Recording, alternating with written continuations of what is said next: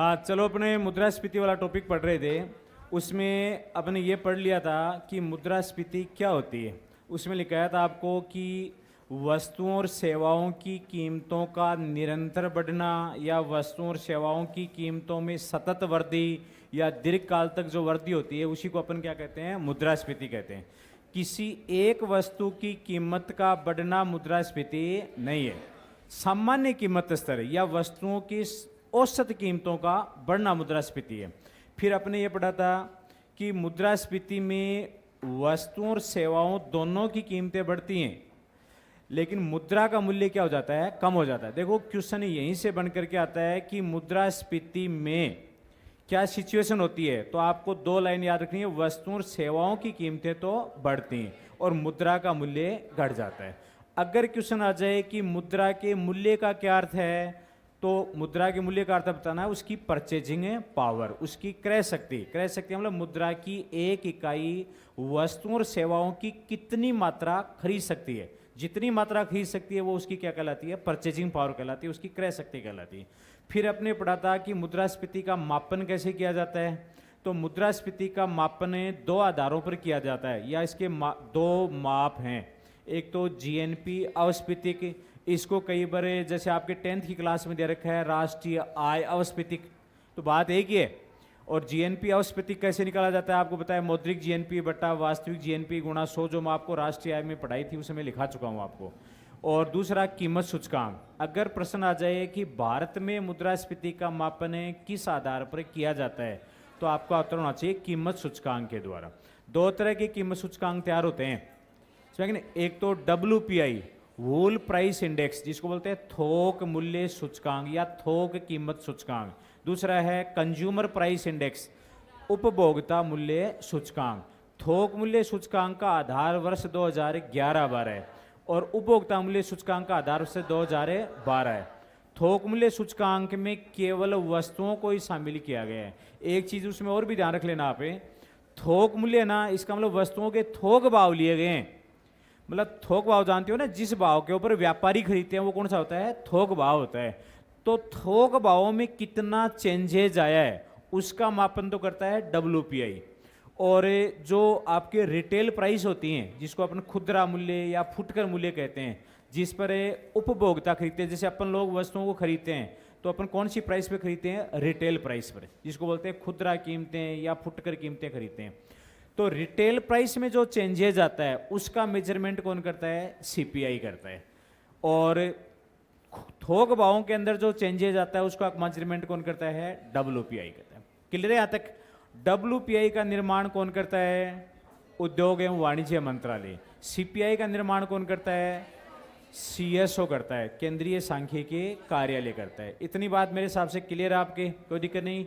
अगर क्वेश्चन आ जाए कि मुद्रास्फीति के जो डाटा आते हैं, चाहे वो WPI बेस पर हो चाहे वो CPI बेस पर हो, वो मासिक आधार पर आते हैं। पहले साप्ताहिक आधार पर आते थे, लेकिन आजकल किस आधार पर आते हैं, मासिक आधार पर आते हैं। यहाँ तक हो गया था अपने।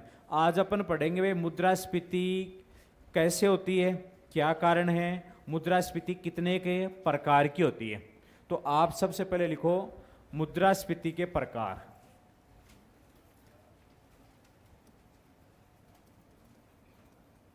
मुद्रास्फीति के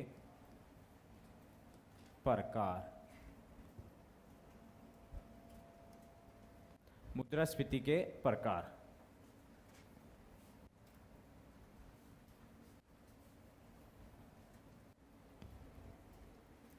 लिखाऊं इसमें, लिखो दर के आधार पर, मतलब दर का मतलब मुद्रास्फीति की दर, सुना कि नहीं, दर के आधार पर, दर के आधार पर मुद्रास्फीति, दर के आधार पर मुद्रास्फीति, मुद्रास्फीति को निम्न भागों में वर्गीकृत किया जाता है। दर के आधार पर मुद्रास्फीति को निम्न भागों में वर्गीकृत किया जाता है। पहला लिख लो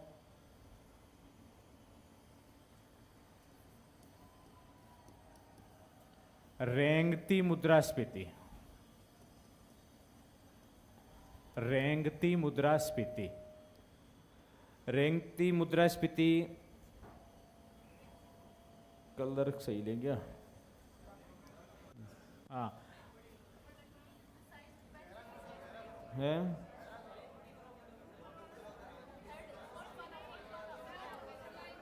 अच्छा ये लाइन कर दें।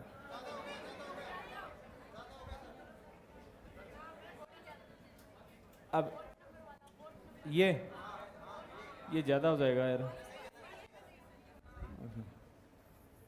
चलो ठीक है। हाँ, रेंगती मुद्रास्फीति, और रेंगती मुद्रास्फीति को इंग्लिश में बोलते हैं क्रीपिंग इन्फ्लेशन। क्या बोलते हैं? क्रीपिंग।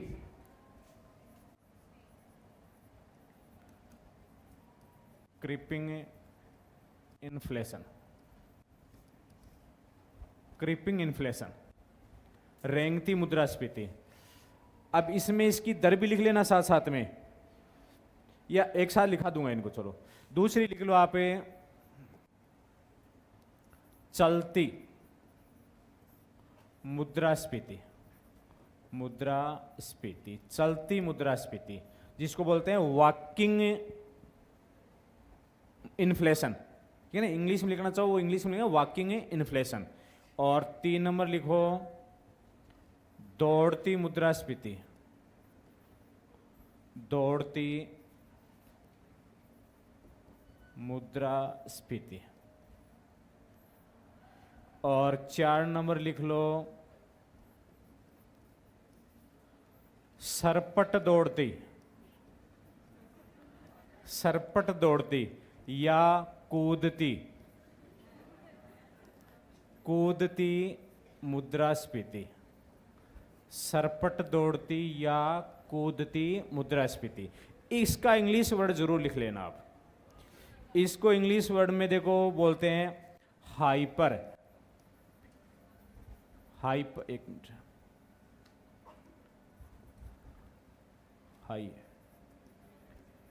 हाइपर, या ऐसे आप हिंदी में वैसे लिख लो, आप इसको वैसे लिख दो हाइपर, हाइपर या ग्लोपिंग, हाइपर या ग्लोपिंग इन्फ्लेशन, हाइपर या ग्लोपिंग मुद्रास्फीति। कई बार ये वर्ड ऐसे ही लिखा हुआ मिल जाता है, मुद्रास्फीति, हाइपर या ग्लोपिंग मुद्रास्फीति।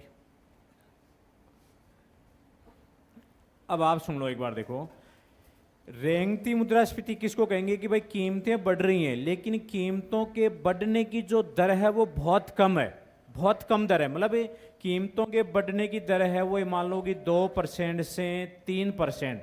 अगर कीमतें इस दर से बढ़ रही हैं तो उसको अपन क्या कहेंगे? रेंगती मुद्रास्फीति। और यह आपको बताया कि एक अर्थव्यवस्था के विकास के लिए मुद्रास्फीति का मतलब एक कंट्रोल मुद्रास्फीति का होना बहुत जरूरी है, और वो कंट्रोल मुद्रास्फीति है रेंगती मुद्रास्फीति। मतलब अर्थव्यवस्था में 2%, 3%, 4% ये कीमतें बढ़नी चाहिए, कि अगर कीमतें नहीं बढ़ रही है तो आपको पता है कि भाई उत्पादकों और व्यापारियों को प्रॉफिट नहीं होगा। कीमतें बढ़ेंगी तभी उनको प्रॉफिट होगा। जब उनको प्रॉफिट होगा तो वो नए इन्वेस्टमेंट करेंगे, नई इंडस्ट्री लगाएंगे, नई इंडस्ट्री लगाएंगे तो लोगों को रोजगार मिलेगा, देश में उत्पादन बढ़ेगा, लोगों के पास इनकम आएगी। समझ आ गई मेरी बात? तो अर्थव्यवस्था के विकास के लिए रेंगती मुद्रास्फीति बोल दो चाहे नियंत्रित मुद्रास्फीति का होना बहुत जरूरी है। मतलब 2%, 3%, 4% की मुद्रास्फीति क्या है? जरूरी है। इसको अपन बोलेंगे रेंगती मुद्रास्फीति। अब रेंगती मुद्रास्फीति से थोड़ी सी स्पीड बढ़ जाती है, जैसे गाड़ी देखो पहले स्टार्ट होती है फिर थोड़ी उसकी स्पीड बढ़ जाती है। कहने मतलब ये स्पीड बढ़ करके 2-3 से बढ़ करके 10 तक पहुंच जाती है, 10 तक पहुंच जाती है। इसका मतलब 2-3% से आगे 10 तक की जो स्पीड है उसको अपन क्या कहेंगे? चलती मुद्रास्फीति। चलती मुद्रास्फीति हालांकि घातक नहीं है, लेकिन इसके घातक होने के संकेत नजर आने लग जाते हैं कि भाई जो महंगाई देखो कितनी तेजी से बढ़ रही है। जैसे अपने भी मुद्रास्फीति के डाटा आते हैं कि 8% बढ़ गई महंगाई, 7% बढ़ गई, तो लोग चिंतित होना शुरू हो जाते हैं।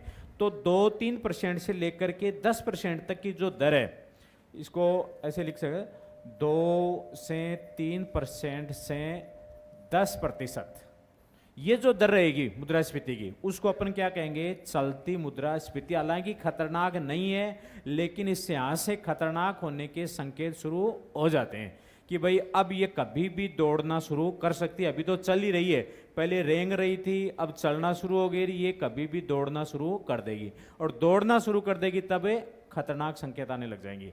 अब दौड़ती मुद्रास्फीति, फिर इसकी स्पीड बढ़ करके, इसकी स्पीड बढ़ करके दाई के अंक पर पहुंच जाती है। दाई के अंक का मतलब हो गया कि 10% से, दाई से शुरू होगी नहीं, 10% से लेकर के 99% तक, 2 अंकों तक पहुंच जाती है। तब किसको क्या कहेंगे अपन, दौड़ती मुद्रास्फीति। ये भी बहुत ज़्यादा घातक नहीं होती, इसको भी कंट्रोल किया जा सकता है। लेकिन अगर यहाँ किसी अर्थव्यवस्था ने इस महंगाई को कंट्रोल नहीं किया, तो फिर यही जो स्पीड है वो किस में बदल जाती है, सरपट दौड़ती या कूदती मुद्रास्फीति, मतलब हाइपर इन्फ्लेशन की स्थिति आ जाती है, या ग्लोपिंग इन्फ्लेशन की स्थिति आ जाती है। अब यहाँ से प्रश्न क्या बनता है कि कौन सी मुद्रास्फीति को अनियंत्रित मुद्रास्फीति कहते हैं, या निम्न में से अनियंत्रित मुद्रास्फीति है। आपको ये 4 नाम दे देंगे, तो आपको याद रखना है, हाइपर इन्फ्लेशन मिलेगा या आपको मिलेगा ग्लोपिंग इन्फ्लेशन, दोनों में से कोई एक मिलेगा आपको। तो ये आप नोट करो, कर लिया आपने। ये यहाँ पर इसको भी दर भी याद कर लेना, और ये भी लिख लेना, ये भी। इसमें जो मुद्रास्फीति है वो 3, 4, 5 अंकों तक पहुंच जाती है। देखो 3 अंकों मतलब 1000 तक, जो चीज 10 रुपए में आ रही थी वो 10,000 की हो जाती है, और 4 अंकों तक पहुंचने का मतलब 10,000 हो गए। जो 1 रुपए की आ रही थी वो 10,000 की आने लग जाती है। जैसे मुद्रास्फीति 5 अंकों पर पहुंच गई, मतलब 1 रुपए वाली चीज कितने की हो जाती है, 1 लाख रुपए की हो जाती है। जो चीज 1 रुपए मिलती है वो वस्तु कितने में हो जाती है, 1 लाख रुपए की हो जाती है। जैसे पेन 25 रुपए का, तो 25 लाख में आएगा, फिर इतनी तेजी से बढ़ जाती है मुद्रास्फीति। और ऐसा जिन देश में हो जाता है, जिन अर्थव्यवस्थाओं में हाइपर इन्फ्लेशन की स्थिति आ जाती है या ग्लोपिंग इन्फ्लेशन की स्थिति आ जाती है, तो उन देशों में कंडीशन ये होता है कि लोगों का उस मुद्रा पर से विश्वास ही उड़ जाता है।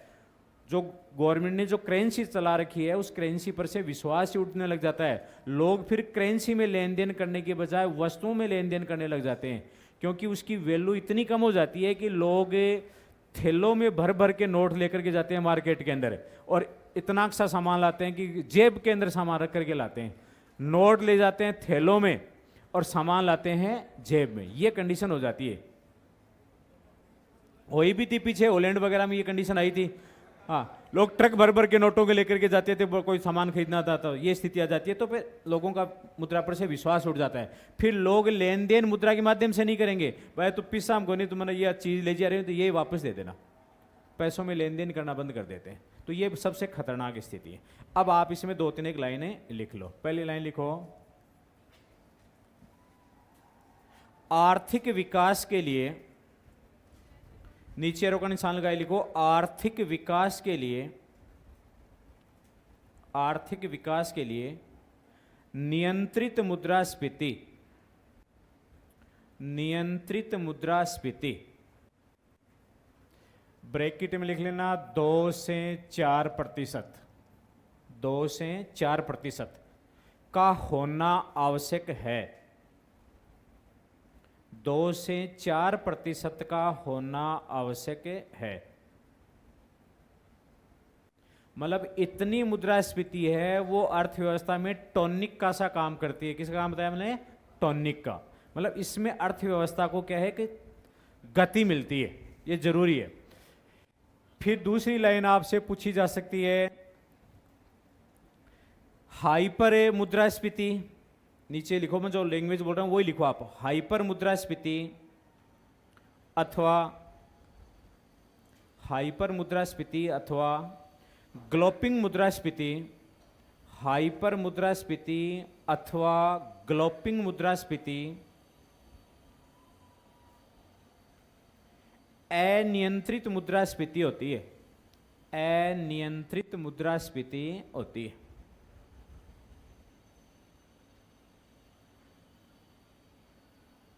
अनियंत्रित मुद्रास्फीति होती है। क्लियर है यहाँ तक? अब ये क्वेश्चन बहुत बार एग्जाम में पूछते हैं, तो वो क्वेश्चन ही लिख लो आप। लिखो, निम्न में से अनियंत्रित मुद्रास्फीति है, अनियंत्रित मुद्रास्फीति है।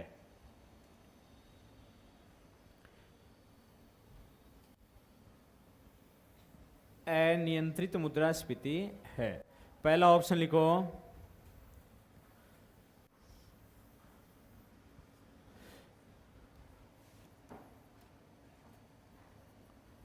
क्रीपिंग। देखो लैंग्वेज इस तरह से लिखी हुई मिल सकती है आपको, क्रीपिंग मुद्रास्फीति।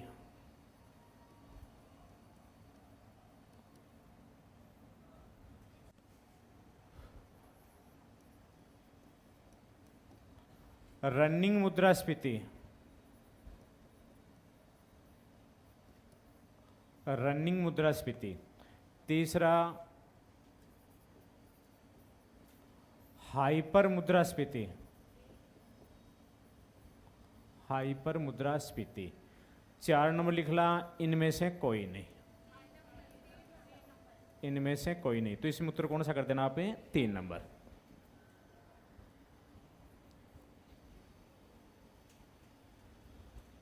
आपके कोई बहुत हाई फाई प्रश्न आने नहीं है, आपके बिल्कुल नॉर्मल प्रश्न आने हैं। जितना आपका 10th क्लास के लेवल में दे रखा है बिल्कुल वैसे ही क्वेश्चन आते हैं। ये तो ये 10th की लेवल तक की आती है चीजें। अब आप लिखो मुद्रास्फीति के कारण।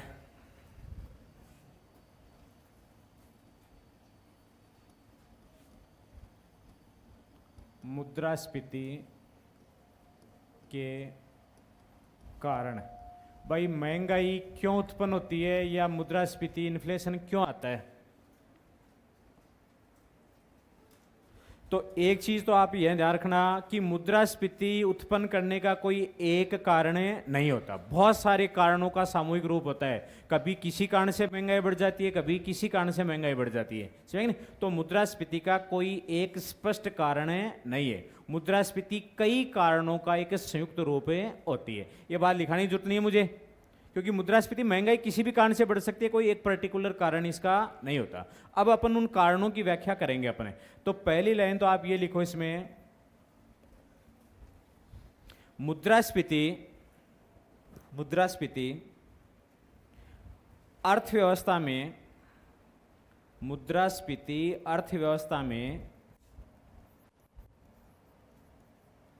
समग्र मांग, समग्र मांग जिसको बोलते हैं एग्रीगेट डिमांड, एडी से लिखा जाता है, एग्रीगेट डिमांड एडी, समग्र मांग तथा समग्र पूर्ति, समग्र पूर्ति, इसको लिखते हैं एएस, एग्रीगेट सप्लाई के असंतुलन, के असंतुलन, असंतुलन के कारण उत्पन्न होती है, के असंतुलन के कारण उत्पन्न होती है। देखो आपको दिखने में एक ही कारण नजर आ रहा होगा, लेकिन ये एक कारण नहीं है, बहुत सारे कारण है, अपन इनको अलग अलग करेंगे। देखो लेकिन एक लाइन में आप क्या याद रखोगे, अगर प्रश्न आ जाता है कि अर्थव्यवस्था में मुद्रास्फीति क्यों उत्पन्न होती है, तो एक लाइन में आपको बताना हो तो आपको क्या बताना है कि अर्थव्यवस्था में समग्र मांग तथा समग्र पूर्ति में असंतुलन आ जाता है। इस असंतुलन के कारण अर्थव्यवस्था में मुद्रास्फीति उत्पन्न होती है। याद रह जाएगी लाइन। अब आपको यह समझना है कि समग्र मांग का मतलब क्या होता है और समग्र पूर्ति का मतलब क्या होता है, और इन दोनों में असंतुलन किन कारणों से आते हैं। अब इन दोनों में असंतुलन जिन कारणों से आते हैं वही मुद्रास्फीति को उत्पन्न करने वाले क्या होंगे, कारण होंगे। समझ आ गई मेरी बात? चलो तो लिखो, सबसे पहले लिखो समग्र मांग।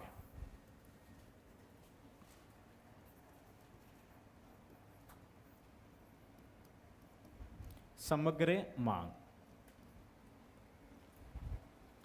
एकदम शॉर्ट लाइन में लिखाऊंगा मैं आपको क्या होती है समग्र मांगे। लिखो उपभोग, उपभोग उपभोग मांग, निवेश मांग,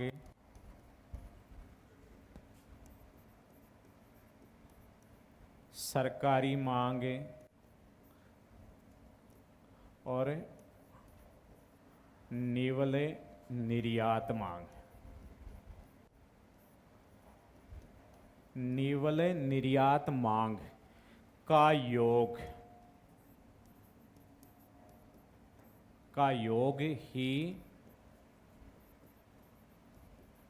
समग्र मांग होती है। समग्र मांग होती है। अगर आपसे ये पूछ ले कोई कि भाई मुद्रास्फीति क्यों उत्पन्न होती है, आपके पास उत्तर है कि अर्थव्यवस्था में समग्र मांग और समग्र पूर्ति में असंतुलन हो जाता है। इस असंतुलन के कारण मुद्रास्फीति उत्पन्न होती है। फिर आपसे पूछा जाए कि साहब समग्र मांग होती क्या है, तो आपको उत्तर बताना है कि देश के उत्पादों की जो भी डिमांड है, देश के उत्पादों की जो भी डिमांड है, अब डिमांड कौन करेगा? देश के लोग उपभोग के लिए मांग करते हैं। भाई अपने को कपड़ा चाहिए, तेल चाहिए, साबुन चाहिए, मकान चाहिए, समझा क्या तक? तो ये कौन सी मांग हो गई? ये उपभोग मांग हो गई। समझा कि नहीं? ऐसे देश के जो उद्योगपति हैं, उद्योगपतियों को मार्केट से कच्चा माल चाहिए, उनको मशीनें चाहिए, उपकरण चाहिए, वो भी तो डिमांड करते हैं। उनकी जो मांग है उसको चाहे इन्वेस्टमेंट बोल दो, निवेश बोल दो, चाहे निवेश मांग बोल दो। इसको जैसे अपने उपभोग मांग लिखा है, इसको आप उपभोग भी लिख सकते हो। उपभोग का मतलब भी मांग ही है। समझ क्या तक? लेकिन मैंने पूरा लिख दिया उपभोग मांग। और ये निवेश मांग कौन करेगा भाई? देश के उत्पादक करेंगे। किस लिए? प्रोडक्शन करने के लिए। वो कच्चे माल की मांग करते हैं, मशीनों की करते हैं, उपकरणों की मांग करते हैं। समझ क्या तक? तो उसको अपन क्या कहेंगे? निवेश मांग। ऐसे गवर्नमेंट को भी तो वस्तुएं और सेवाएं चाहिए। तो गवर्नमेंट को जो वस्तुएं और सेवाएं चाहिए, जिसको आप सरकारी व्यय भी लिख सकते हो। जैसे देखो ये उपभोग व्यय, अरे भाई अपन मांग करेंगे, मार्केट से खरीदेंगे। देखो मांग का मतलब होता है खरीदना। मांग का मतलब क्या होता है? खरीदना। जब किसी भी भाव पर कोई वस्तु खरीदी जाती है तो उसी को अपन क्या कहते हैं? मांग कहते हैं। तो आप इसको चाहे उपभोग बोल दो, चाहे इसको आप मांग बोल दो। समझ गया तक?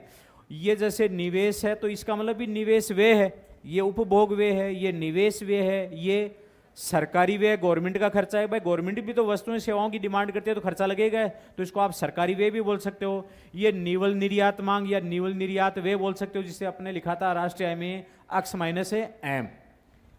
तो ये सारी की सारी देश के उत्पादों की क्या है? डिमांड है कि भाई इतना लोगों को चाहिए, इतना लोगों को उपभोग के लिए चाहिए, इतना लोगों को इन्वेस्टमेंट के लिए चाहिए, इतना सरकार को चाहिए, इतना विदेशी लोगों को चाहिए। अब विदेशी लोगों को चाहिए लेकिन अपने कुछ लोगों को विदेशी वस्तुएं भी चाहिए, तो दोनों का क्या निकाल लेते हैं? अपने अंतर निकाल लेते हैं। अपने लोगों को विदेशी वस्तुएं चाहिए, उसको तो अपन बोलते हैं आयात। और विदेशी लोगों को अपनी वस्तुएं चाहिए, अपनी वस्तु खरीदते हैं वो, उसको अपन क्या कहते हैं? निर्यात। तो ये सारी अपने जोड़ दी तो वो क्या कहलाती है? देश की एग्रीगेट डिमांड कहलाती है या समग्र मांग कहलाती है। इसको शॉर्ट में आप ये भी लिख सकते हो, अर्थार्थ एडी। एडी का मतलब है समग्र मांग। इसको उपभोग व्यय को क्या बोलते हैं भाई? सी, कंजप्शन। और इन्वेस्टमेंट निवेश को क्या कहते हैं? आई। और सरकारी व्यय को अपन लिख सकते हैं जी। और निवल निर्यात को अपन लिख सकते हैं अक्स एन। Net export, consumption, investment, government expenditure और नेट एक्सपोर्ट। तो इसको आप शॉर्ट में ये भी लिख सकते हो। अगर ये नहीं लिखते हो तो भी कोई दिक्कत नहीं, आपको ये चीज समझ में आनी चाहिए, ये कोई खास बात नहीं है। और लिखना चाहो तो आप लिख लो बोले है। एक बार निवल निर्यात का मतलब देखो, निवल निर्यात का मतलब है निवल निर्यात। अब आप इसको निवल निर्यात भी बोल सकते हो, इसी को विशुद्ध निर्यात भी बोल सकते हो, और इसी को क्या एक मिनट, विशुद्ध निर्यात, और इसी को आप क्या कह सकते हो?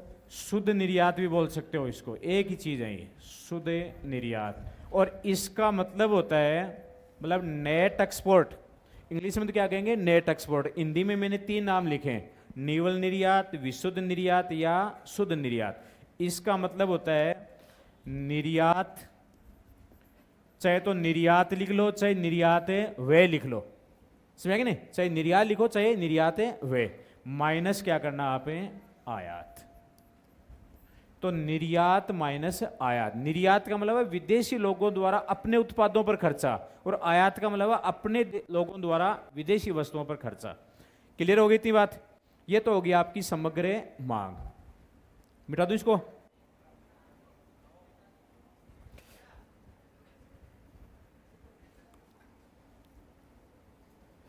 अब देखो, मिटा दूं इसको?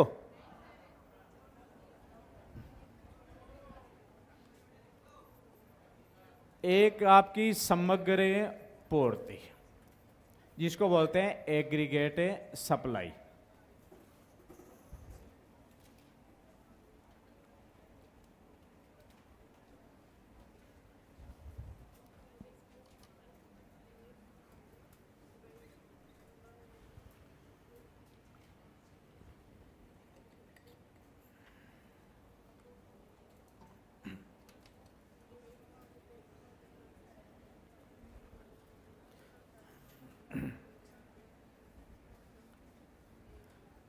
करें शुरू? अब आप देखो, इसमें ये याद हो जाएगी आपके समग्र मांग क्या है। अब मैं लिखूँ आपको समग्र पूर्ति, लिखो समग्र पूर्ति।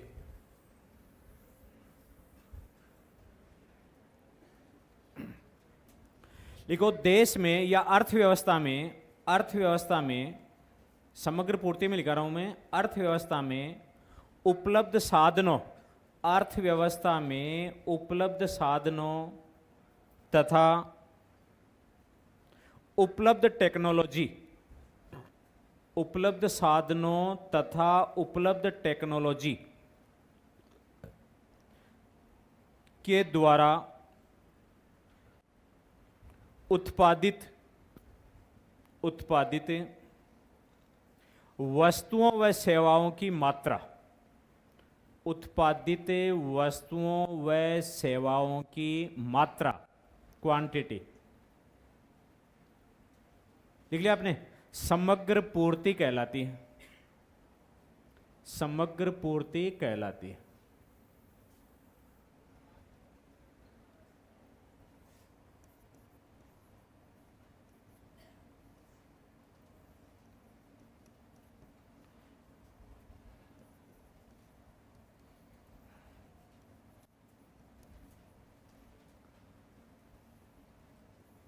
ये एग्रीगेट डिमांड लिखी थी, ये एग्रीगेट सप्लाई। अब दोबारा सुन लो एक बार, यहाँ से अगर आप समझ में आ जाएगी आपके, तो मुद्रास्फीति में कोई क्वेश्चन गलत नहीं होगा आपके। देखो, समग्र मांग का मतलब बताया कि देश के उपभोक्ता, देश के उद्यमी, सरकार और विदेशी लोग जितना अपनी वस्तुओं को खरीदना चाहते हैं, समझा कि नहीं? जितना खरीदना चाहते हैं वो तो है समग्र मांग, सारों को अपने जोड़ दिया। या आप इसको ये कह दो कि देश के लोगों की उपभोग मांग, निवेश मांग, सरकारी मांग और निवल निर्यात मांग को अपन जोड़ देते हैं, वो तो होगी समग्र मांग। समग्र पूर्ति का मतलब देश का प्रोडक्शन है। देश के प्रोडक्शन का मतलब देश में जितने संसाधन उपलब्ध हैं, जो टेक्नोलॉजी उपलब्ध है, उससे एक राष्ट्र या एक अर्थव्यवस्था कितनी वस्तुओं और सेवाओं को उत्पादित करती है, वो क्या है? समग्र पूर्ति। जितनी वस्तुएं बनी है देश के अंदर, उतनी लोग खरीदना चाहते हैं, तो बताओ महंगाई बढ़ेगी क्या? भाई जितनी वस्तुएं हैं उतनी खरीदना चाहते हैं, मार्केट में जितना सामान आया है लोग उतना ही खरीदना चाहते हैं, तो बताओ महंगाई बढ़ेगी क्या? महंगाई नहीं बढ़ेगी। इसका मतलब जब समग्र मांग और समग्र पूर्ति में संतुलन रहेगा तो अर्थव्यवस्था में मुद्रास्फीति नहीं बढ़ेगी। लेकिन जब इसमें असंतुलन हो जाता है, असंतुलन का मतलब है लोग खरीदना तो चाहते हैं ज्यादा, लेकिन मार्केट में वस्तुओं की मात्रा है कम, तो बताओ महंगाई बढ़ेगी कि नहीं बढ़ेगी? महंगाई बढ़ जाएगी। इसका मतलब इन दोनों में असंतुलन आ जाता है। असंतुलन का मतलब जब एग्रीगेट डिमांड एग्रीगेट सप्लाई से क्या हो जाती है? ज्यादा हो जाती है। ज्यादा कैसे होगी? इसके ज्यादा होने के क्या कारण हो सकते हैं? इसका मतलब समग्र मांग को कौन कौन से कारण बढ़ा सकते हैं? देखो, उपभोग मांग कैसे बढ़ेगी? अगर लोगों के पास इनकम बढ़ जाए, लोगों की लोगों की इनकम बढ़ जाए तो लोग पहले की तुलना में ज़्यादा वस्तुएं और सेवाएं खरीदना चाहेंगे। भाई आपके पास ही पैसे ज़्यादा हो, मेरे पास भी हो, तो अपन हर वस्तु को ज़्यादा खरीदना चाहेंगे, तो मार्केट में डिमांड बढ़ेगी कि नहीं बढ़ेगी। तो इसका मतलब उपभोग मांग कैसे बढ़ेगी, जब राष्ट्र की इनकम बढ़ जाती है। तो एक कारण हो गया ना, और ये उपभोग मांगे एग्रीगेट डिमांड को बढ़ा देगी। दूसरा ये हो सकता है कि साहब गवर्नमेंट ज़्यादा खर्चा करे। गवर्नमेंट ज़्यादा खर्चा करे मतलब गवर्नमेंट को बहुत सारे विकासात्मक गैर विकासात्मक कार्य करने पड़ते हैं, तो गवर्नमेंट अपने विकासात्मक कार्यों या गैर विकासात्मक कार्यों को बढ़ा दे। मतलब गवर्नमेंट ज़्यादा सड़कें बनाए, ज़्यादा बांध बनाए, ज़्यादा वैकेंसियाँ निकाले, समझ गए। गवर्नमेंट प्रतिरक्षा के ऊपर भी ज़्यादा खर्च करे, हर साइड में गवर्नमेंट अपना खर्चा बढ़ा दे, और उतनी आय नहीं हो गवर्नमेंट को, तो इसका मतलब गवर्नमेंट का खर्चा बढ़ जाता है। गवर्नमेंट का खर्चा भी इसमें जुड़ा हुआ है, जुड़ा हुआ ना, तो तब भी समग्र मांग बढ़ जाए। इसका मतलब सरकार का व्यय भी मुद्रास्फीति को बढ़ाता है। लेकिन सरकार का दो व्यय होता है, एक तो उत्पादक कार्यों पर गवर्नमेंट का व्यय होता है, एक गैर उत्पादक कार्यों पर व्यय होता है। उत्पादक कार्यों पर गवर्नमेंट खर्चा करती है तो इससे समग्र पूर्ति बढ़ेगी, तो वो तो मुद्रास्फीति को नहीं बढ़ाएगा, लेकिन गैर उत्पादक कार्यों के ऊपर गवर्नमेंट जो खर्चा करती है वो मुद्रास्फीति को बढ़ा देगा। अगर निवेश मांग बढ़ जाती है, निवेश मांग कैसे बढ़ेगी। पहली बात तो देखो किन्स ने इसके दो कारण बताए कि उद्यमी ज्यादा इन्वेस्टमेंट करना चाहेंगे, तो किन्स ने इसके दो कारण बताए। एक तो लाभ की प्रत्याशाएं बढ़ जाती है, जब उद्यमियों को लगेगा कि मार्केट में प्रॉफिट कमाया जा सकता है, समझ नहीं, मतलब लाभ की प्रत्याशाएं बढ़ती हैं। या ये कह दो कि पूंजी की सीमांत उत्पादकता बढ़ जाती है। पूंजी की सीमांत उत्पादकता मतलब है जो पैसा लगाया है उससे ज़्यादा कमाई करने की उम्मीद उनको लगती है, उसको बोलते हैं पूंजी की सीमांत उत्पादकता। तो मैंने दो वर्ड बताए, दोनों का मतलब एक ही है। जब उद्यमियों को ये लगे कि लाभ की प्रत्याशाएं ज़्यादा है, मतलब लाभ की उम्मीद उनको ज़्यादा लगती है प्रॉफिट कमाने की, या उनके पूंजी की सीमांत उत्पादकता बढ़ जाती है। पूंजी की सीमांत उत्पादकता बढ़ने का मतलब है कि आप अगर अपना 1000 रुपये लगाएंगे तो 10,000 रुपये कमा करके लाएंगे, तो पूंजी सीमांत उत्पादकता बढ़ जाएगी ना, तब भी उद्यमी क्या करते हैं, ज़्यादा इन्वेस्टमेंट करते हैं।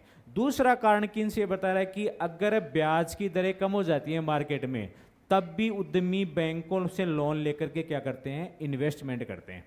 आप अगर ये लाभ की प्रत्याशाएं वगैरह ये याद नहीं रहे, हालांकि किन्स ने सबसे ज़्यादा जोर किस पे दिया है, लाभ की प्रत्याशाओं पे दिया है, कि अगर मार्केट में लाभ की प्रत्याशाएं हैं तो उद्यमी ऊंची ब्याज दर के ऊपर भी इन्वेस्टमेंट कर देंगे। अगर लाभ की प्रत्याशाएं नहीं है तो भले ही ब्याज की दर कितनी हो जाओ, उद्यमी इन्वेस्टमेंट नहीं करेंगे। तो किन्स ने सबसे ज्यादा जोर किस पे दिया है, लाभ की प्रत्याशाएं या पूंजी की सीमांत उत्पादकता को। लेकिन अगर आप चाहे इतना भी याद रख लो कि मार्केट में यदि ब्याज की दरें कम हो तब भी उद्यमी इन्वेस्टमेंट ज़्यादा करेंगे, तो निवेश मांग बढ़ जाएगी। तो इसका मतलब मुद्रास्फीति बढ़ने का एक कारण ये भी हो सकता है कि ब्याज की दरें क्या हो जाएं, कम हो जाएं। और ब्याज की दरें कम कब होगी, जब बैंक सस्ता लोन देने लग जाएं, आरबीआई सीआरआर एसएलआर रेपो दर इनको क्या कर दे, कम कर दे, तो ब्याज की दरें डाउन हो जाएंगी। ब्याज की दरें डाउन होंगी तो इन्वेस्टमेंट बढ़ जाएगा। इन्वेस्टमेंट बढ़ने का मतलब समग्र मांग बढ़ जाएगी। दूसरा, यदि सरकार ज़्यादा खर्चा करती है, सरकार का व्यय बढ़ जाता है, तब भी एग्रीगेट डिमांड बढ़ेगी। अगर अपन ज़्यादा निर्यात कर देते हैं, देखो यहाँ की वस्तुएं अपने ज़्यादा बेच दी विदेशों, तो यहाँ पर वस्तुएं कम होगी ना, कम होगी, तब भी महंगाई बढ़ जाती है। जैसे पर प्याज के भाव 100 रुपये से भी ऊपर पहुँच गए थे, कारण क्या था कि अपने प्याज का क्या कर दिया था, एक्सपोर्ट कर दिया था, विदेशों को भेज दिया था, मतलब निर्यात ज़्यादा कर दिया था, तो निर्यात मांग बढ़ गई थी। अगर अपने विदेशों से आयात कर लेते हैं तब तो वस्तुएं सस्ती हो जाती हैं, आयात ज़्यादा करते हैं, और निर्यात ज़्यादा करते हैं तब क्या हो जाती है, महंगी हो जाती है, क्योंकि मार्केट में उपलब्धता क्या हो जाती है, कम हो जाती है निर्यात करने से। आपने भेज दिया वहाँ से तो यहाँ पर वस्तुएं नहीं रहेंगी तो महंगाई हो जाएगी, अपने आप कीमतें बढ़ जाएंगी। तो निर्यात व्यय बढ़ने से भी क्या हो जाएगा, समग्र मांगे बढ़ जाएगी। तो मुद्रास्फीति को बढ़ने के क्या क्या कारण हैं, ये तो अपने समग्र मांग की दृष्टि से अपने पढ़ा है। और समग्र मांग की दृष्टि से यदि मुद्रास्फीति बढ़ती है तो उसको अपन कहेंगे मांग जनित मुद्रास्फीति या मांग प्रेरित मुद्रास्फीति। अब मान लो मैं आपसे प्रश्न पूछ लूं कि मांग प्रेरित बोल दो या क्या बोल दो, मांग जनित मुद्रास्फीति के क्या क्या कारण हो सकते हैं। तो आपके दिमाग में एक ही बात आ जानी चाहिए कि वो सारे कारण जो एग्रीगेट डिमांड को बढ़ा देते, समग्र मांग को बढ़ा देते हैं, वो सारे के सारे कारण किसके होंगे? मांग प्रेरित मुद्रास्फीति के होंगे। बताओ देखिए, मांग प्रेरित मुद्रास्फीति के क्या क्या कारण हो सकते हैं? आप क्या क्या बता सकते हो? आय का बढ़ना, है ना, आय का बढ़ना। और आय कैसे बढ़ेगी? अगर रिजर्व बैंक ज़्यादा नोट जारी करता है, सरकार ज़्यादा खर्चा करती है, तो इसका मतलब अगर रिजर्व बैंक ने ज़्यादा नोट, ज़्यादा करेंसी जारी कर दी, तो ज़्यादा करेंसी जारी करने का मतलब लोगों के पास पैसा ज़्यादा आ गया, और लोगों के पास पैसा ज़्यादा आ गया और मार्केट में वस्तुएं हैं कम, तो ज़्यादा मुद्रा, अधिक मुद्रा कम वस्तुओं के पीछे दौड़ती है, सब पिसा जेब भरा घूम रहे हैं, मार्केट में वस्तुएं हैं कम, तो वो क्या है, अपने आप भाव को बढ़ा देंगे। तो मुद्रास्फीति मांग जनित मुद्रास्फीति होगी ना, कहने मतलब ज़्यादा मुद्रा कम वस्तुओं का क्या करती हो? पीछा करती हो। और ऐसी सिचुएशन कब आती है? जब आरबीआई ज़्यादा नोट जारी करता है। तो ये कौन सी मुद्रास्फीति को बढ़ाएगा? मांग जनित मुद्रास्फीति को बढ़ाएगा। अगर मार्केट में ब्याज की दरें कम हो जाती हैं तो कौन सी मुद्रास्फीति बढ़ेगी? मांग प्रेरित मुद्रास्फीति। ब्याज की दरें कम कब होती हैं? जब कॉमर्शियल बैंक, व्यापारिक बैंक ज़्यादा साख सर्जित करते हैं, समझ गए? या आरबीआई उदार मौद्रिक नीति अपनाता है। उदार मौद्रिक नीति का मतलब आरबीआई बैंक दरों को कम कर देता है, सीआरआर, एसएलआर, रेपो दर, रिवर्स रेपो दर मैं अभी पढ़ाऊंगा आपको, इन दरों को कम कर देता है, तो बैंक लोगों को सस्ती दर पर क्या देंगे? उधार देंगे। तो जब बैंक सस्ती दर पर ज़्यादा उधार देते हैं लोगों को, तो उसको अपन बोलते हैं कि बैंक के साख सर्जन अधिक कर रहे हैं। क्या कर रहे हैं? साख सर्जन। आपके बिल्कुल सिलेबस में लिखा हुआ है साख सर्जन, ठीक है ना? तो बैंक के साख सर्जन का मतलब बैंक द्वारा लोगों को ज़्यादा उधार देना। जब बैंक लोगों को ज़्यादा उधार देंगे तो सीधी बात है मार्केट में वस्तुओं की डिमांड बढ़ जाएगी, और मार्केट में जब डिमांड बढ़ेगी तो कौन सी मुद्रास्फीति उत्पन्न होगी? मांग प्रेरित या मांग जनित मुद्रास्फीति उत्पन्न होंगी। अगर गवर्नमेंट ज़्यादा व्यय करती है, खर्चा ज़्यादा करती है, और खर्चा ज़्यादा करने का मतलब गवर्नमेंट अपनी इनकम से ज़्यादा खर्च कर रही है, तो गवर्नमेंट का बजट कैसा बनेगा? घाटे का बजट। तो गवर्नमेंट का घाटे का बजट कब बनता है? जब सरकार अपनी आय से ज़्यादा खर्चा करती है। अब प्रश्न आ जाए कि घाटे का बजट कौन सी मुद्रास्फीति उत्पन्न करेगा? मांग पे, क्योंकि गवर्नमेंट ने खर्चा ज़्यादा किया, मार्केट में डिमांड बढ़ी। आगे आता है। अब दोबारा बताना आप, अगर प्रश्न आ जाए आरबीआई द्वारा अधिक नोट निर्गमन कौन सी मुद्रास्फीति बढ़ाएगा? मांग जनित या मांग प्रेरित मुद्रास्फीति। व्यापारिक बैंकों द्वारा अधिक साख सर्जन, मांग जनित मुद्रास्फीति। सरकार का व्यय, मांग जनित मुद्रास्फीति। या सरकार के घाटे का बजट, मांग जनित मुद्रास्फीति। या इसकी जगह पर आ जाए आपके सरकार का हीनार्थ प्रबंध की नीति। क्या बताई मैंने? हीनार्थ प्रबंध की नीति। हीनार्थ प्रबंध की नीति का मतलब होता है कि गवर्नमेंट ने खर्चा ज़्यादा कर दिया, गवर्नमेंट का बजट क्या बना? घाटे का। इस घाटे की पूर्ति के लिए गवर्नमेंट क्या लेती है? आरबीआई से उधार लेती है। और आरबीआई क्या करता है? नए नोट छाप करके गवर्नमेंट को उधार देता है, गवर्नमेंट फिर खर्च कर देती है। गवर्नमेंट जैसे पैसा खर्च करेगी, मार्केट में पैसा आ जाएगा लोगों के पास। जब लोगों के पास पैसा आएगा तो मार्केट में डिमांड बढ़ जाएगी, और मार्केट में डिमांड बढ़ेगी, वो किसको बढ़ा देगी? मुद्रास्फीति को बढ़ा देगी। तो कौन सी मुद्रास्फीति हुई? वो मांग जनित मुद्रास्फीति। अगर निर्यात ज्यादा कर दिया तो कौन सी महंगाई तो बढ़ेगी? निर्यात ज्यादा कर दिया तो कौन सी महंगाई बढ़ेगी? मांग जनित मुद्रास्फीति। मेरे हिसाब से क्लियर होगी। अब देखो, या तो इसमें एग्रीगेट डिमांड में, एग्रीगेट सप्लाई में असंतुलन किसके कारण से आ सकता है? कि जब एग्रीगेट डिमांड बढ़ जाए। आगे मेरी बात सुने, अरे इन दोनों में असंतुलन होगा तभी तो मुद्रास्फीति उत्पन्न होगी ना। तो असंतुलन का कारण एक बता दिया मैंने, जब एग्रीगेट डिमांड बढ़ जाए। और एग्रीगेट डिमांड किसी एक कारण से नहीं, कई कारणों से बढ़ सकती है, समझ गए? और वो सारे कारण क्या माने जाएंगे? मांग जनित मुद्रास्फीति को उत्पन्न करने वाले कारण माने जाएंगे। अभी समझा रहा हूं, समझो, फिर मैं कंटिन्यू लिखाऊंगा आपको। आगे की इतनी बात समझे? चलो, अब दूसरा देखो, इसमें असंतुलन तब भी तो हो सकता है कि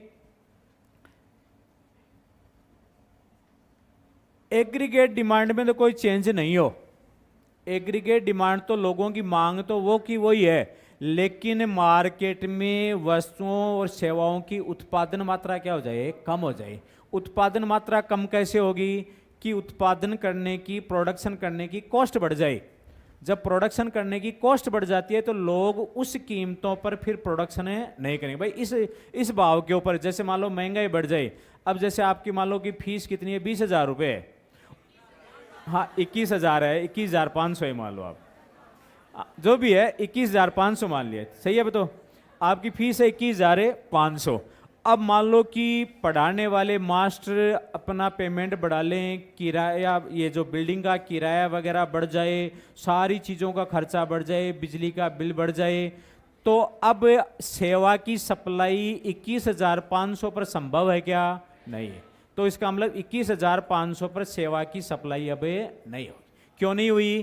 क्योंकि सप्लाई करने की या प्रोडक्शन करने की कॉस्ट बढ़ गई। अब यदि प्रोडक्शन बढ़ना है तो आपको कीमतें ज़्यादा देनी पड़ेगी। तो अगर लागतें बढ़ जाती हैं तो लागतें बढ़ने से मार्केट में एग्रीगेट सप्लाई क्या हो जाएगी? कम हो जाएगी। क्योंकि मैंने एग्रीगेट सप्लाई क्या बताई थी? मार्केट में उपलब्ध या अर्थव्यवस्था में उपलब्ध जो टेक्नोलॉजी है, उपलब्ध जो साधन हैं, उनसे कितनी वस्तुओं और सेवाओं का उत्पादन किया जा सकता है। तो वो किया जा सकता है, तो वो पहले भाव था उस पर किया जा सकता है, समझ गया तक। अब महंगाई बढ़ गई तो इसका मतलब उस भाव पर अब उतना उत्पादन संभव है नहीं है, तो एग्रीगेट सप्लाई क्या हो जाएगी? कम हो जाएगी। तो आपको एक चीज याद रखना है, जब मार्केट में लागतें बढ़ जाती हैं, अब लागतें चाहे वो मजदूरी की लागतें बढ़े, चाहे वो पेट्रोल डीजल की लागतें बढ़े, चाहे वो बिजली की लागतें बढ़े, समझ गए? किसी भी कारण से अगर लागतें बढ़ जाती हैं तो लागतें बढ़ने से एग्रीगेट सप्लाई क्या हो जाएगी? कम हो जाएगी। मांग उतनी की उतनी है और मार्केट में सप्लाई क्या हो गई? बढ़ गई, तो भी क्या आ जाएगा? असंतुलन आया ना। क्योंकि डिमांड तो उतनी है लेकिन सप्लाई कम होगी तो डिमांड ज्यादा होगी ना ऑटोमेटिक ही। भाई पहले तो बराबर थी, अब सप्लाई कम होगी तो ये अपने आप ही ज्यादा होगी ना, तो ये महंगाई बढ़ जाएगी। अगर उल्टा हो जाता, उल्टा मतलब या तो मांग कम हो जाती, सप्लाई उतनी थी, मांग कम हो गई। जैसे एक जी आपको भाई कोचिंग है तो बहुत ज्यादा हो जाए, कोचिंग तो हो जाए बहुत है ज्यादा, पढ़ने वाले स्टूडेंट हैं कम, तो फीस अपने आप क्या हो जाएगी? डाउन हो जाएगी। क्यों? क्योंकि डिमांड तो है मार्केट में कम और सप्लाई है बहुत ज्यादा। जना जना पढ़ा रहा है कि साहब मैं भी कोचिंग करा रहा, मैं भी कोचिंग, तो अपने आप ही क्या होते हैं? कीमतें बढ़ जाए। इसका मतलब असंतुलन आया ना। लेकिन ये असंतुलन उल्टा आ गया, डिमांड तो हो गई कम, सप्लाई बढ़ गई, तो ऐसी स्थिति में कीमतें बढ़ती हैं घटती हैं? कम हो जाती है। भाई आप कहीं भी देख लो, अगर जैसे सब्जी मार्केट में भी अपन जाए, एग्जाम्पल है, सब्जी तो खूब आइडिया है लेकिन ग्राहक नहीं, तो अपने आप ही भाव क्या हो जाएंगे? कम हो जाएंगे। ये भी असंतुलन है, लेकिन ये असंतुलन उल्टा, ये भावों को कम करता है। और एक असंतुलन ऐसा होता है जो भावों को बढ़ा देता है। जैसे मार्केट में सप्लाई तो है कम, डिमांड है ज्यादा, तो ये कीमतें बढ़ जाएंगी। अब ये कीमतें बढ़ी हैं, इसका कारण क्या हो सकता है? इसके कारण कोई भी हो सकता है, या तो मांग को बढ़ाने वाले कारण हो सकते हैं, इसका मतलब या तो वो हो सकती है मांग जनित मुद्रास्फीति हो सकती है, मांग बढ़ने के कारण से कीमतें बढ़ी हैं, या फिर वो लागतें बढ़ने के कारण सप्लाई कम होने से डिमांड ज्यादा हो गई है, हो सकता है ना ऐसा। अब लागतें बढ़ने से, इसका मतलब इसको क्या कह देंगे? लागत प्रेरित या लागत जनित, लागत प्रेरित या लागत जनित मुद्रास्फीति, समझ आ गया यहाँ तक? तो आप अगर प्रश्न ये आ जाए कि लागत जनित मुद्रास्फीति के कारण क्या हैं, तो आपका उत्तर होना चाहिए मजदूरी की दरों में वृद्धि, मजदूरी की दरों में वृद्धि, कच्चे माल की कीमतों में वृद्धि, पेट्रोलियम पदार्थों की कीमतों में वृद्धि, समझ गया यहाँ तक? और लाभ मार्जिन में वृद्धि। लाभ मार्जिन का मतलब अगर उत्पादक ज्यादा मार्जिन चाहते हैं कि भाई प्रॉफिट ज्यादा चाहिए, समझ गया यहाँ तक? जैसे मान लो कि मार्केट में सब कुछ वही है लेकिन कोचिंग में ये कहते हैं कि भाई हमारे को थोड़ा मार्जिन ज्यादा चाहिए, तो 1,000 रुपये अपने बढ़ा देते हैं, बढ़ी ना। कारण इसका लाभ मार्जिन को बढ़ा दिया। भाई हर उद्यमी लाभ का मार्जिन रखता है, अगर वो अपने लाभ का मार्जिन बढ़ा देता है तब भी कीमतें बढ़ती हैं। लाभ है वो उद्यमी का प्रतिफल है, उद्यमी का है कि नहीं? जैसे मजदूरी बढ़ाए तो मजदूरी श्रमिक का प्रतिफल है ना तक? ऐसे मान लो कि उद्यमी ने अपना लाभ का मार्जिन बढ़ा दिया तो लाभ क्या है? उद्यमी का प्रतिफल है, वो भी तो उसकी मजदूरी एक प्रकार से, वो भी तो लागत है उत्पादन की, लागत ही तो है उत्पादन, उसको भी अपन क्या कहेंगे, लागत जनित मुद्रास्फीति। तो आप मुझे बताओ लागत जनित मुद्रास्फीति के क्या क्या कारण हैं? मजदूरी की दरों का बढ़ना, पेट्रोलियम पदार्थों की कीमतों का बढ़ना, कच्चे माल की कीमतों का बढ़ना, लाभ मार्जिन का बढ़ना, या आप ये भी कह सकते हो कि परिवहन लागतों का बढ़ना या माल भाड़े में वृद्धि, ये सारे के सारे कारण वस्तुओं की उत्पादन करने की कॉस्ट को बढ़ा देते हैं, लागत को बढ़ा देते हैं। और लागत बढ़ने से एग्रीगेट सप्लाई क्या हो जाती है, कम हो जाती है। और एग्रीगेट सप्लाई जैसे ही कम होगी तो समग्र मांग और पूर्ति में असंतुलन आ जाएगा, और ये असंतुलन मुद्रास्फीति को बढ़ा देगा। इसका मतलब है मुद्रास्फीति उत्पन्न होने वाले कारणों के आधार पर मुद्रास्फीति दो प्रकार की हो सकती है। कौन कौन सी बताइए?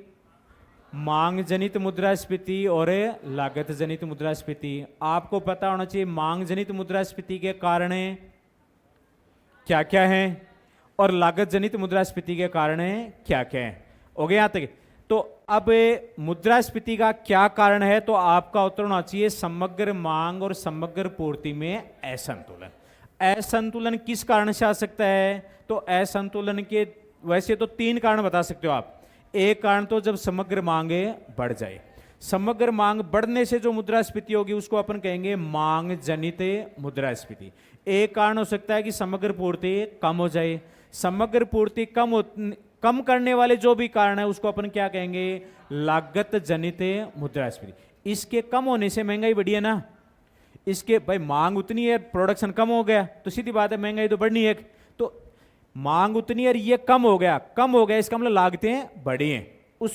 उसके सारे कारणों से जो मुद्रास्फीति उत्पन्न हुई है उसको अपन कहेंगे लागत जनित मुद्रास्फीति। दो कारण हो गए।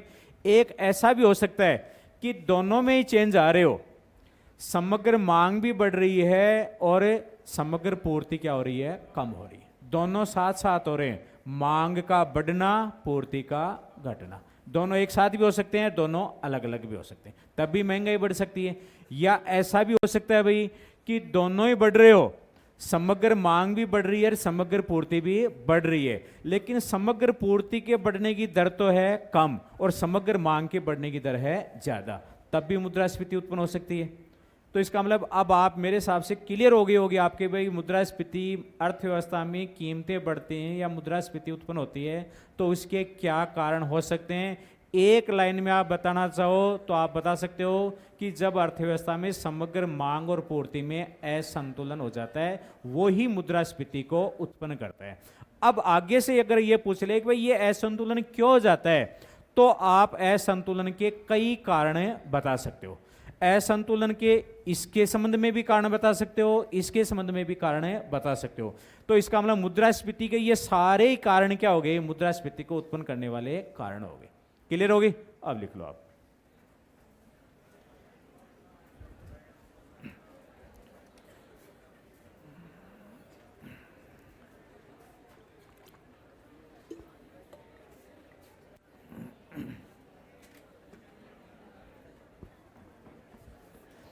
तो मैंने क्या लिखा है आपको, अर्थव्यवस्था में मुद्रास्फीति समग्र मांग और समग्र पूर्ति में असंतुलन है।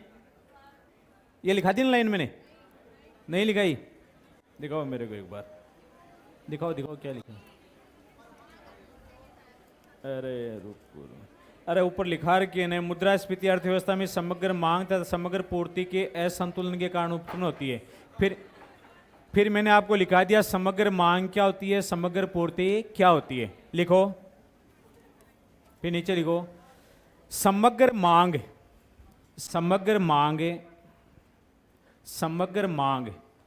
के बढ़ने के कारण, समग्र मांग के बढ़ने के कारण,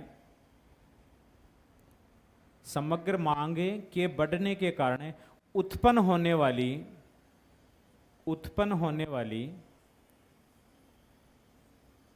मुद्रास्फीति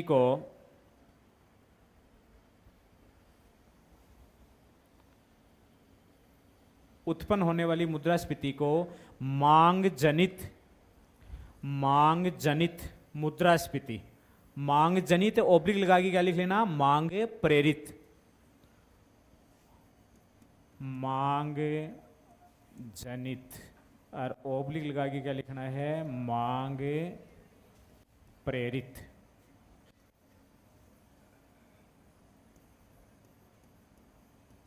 प्रेरित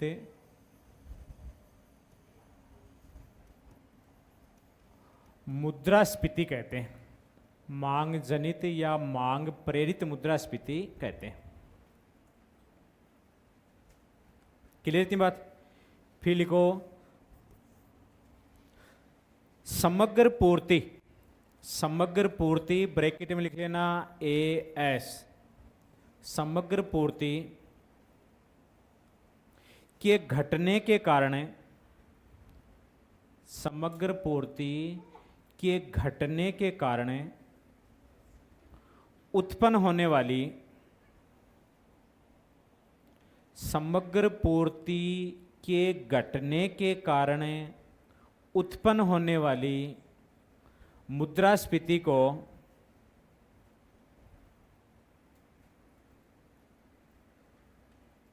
लागत जनित मुद्रास्फीति, लागत जनित ओब्लिक कर देना लागत प्रेरित,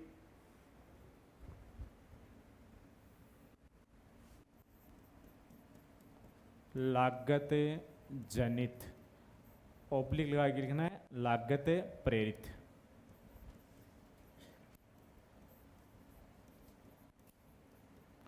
लागत जनित लागत प्रेरित मुद्रास्फीति कहते हैं।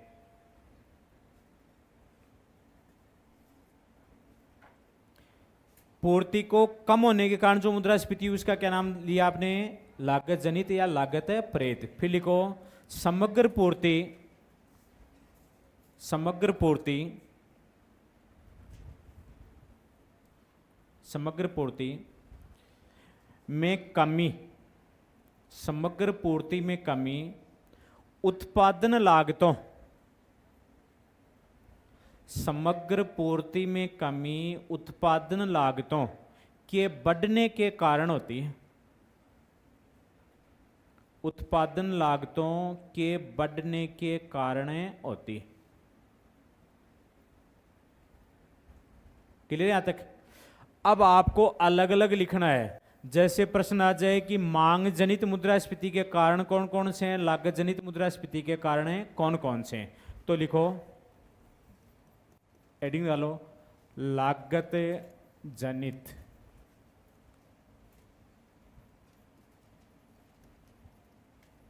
मुद्रास्फीति, लागत जनित मुद्रास्फीति।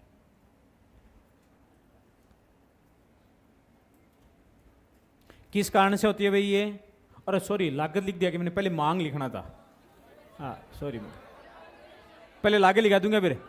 चलो लागत जनित लिख लो पहले, कोई बात नहीं, ये लिख लो पहले लागत जनित, मांग बाद में लिखा देंगे, कोई दिक्कत नहीं, कोई दिक्कत नहीं। हाँ, लागत जनित मुद्रास्फीति में लिखो वस्तुओं की उत्पादन लागतें, वस्तुओं की उत्पादन लागतें निम्न कारणों से बढ़ जाती है। वस्तुओं की उत्पादन लागतें निम्न कारणों से बढ़ जाती है। अर्थार्थ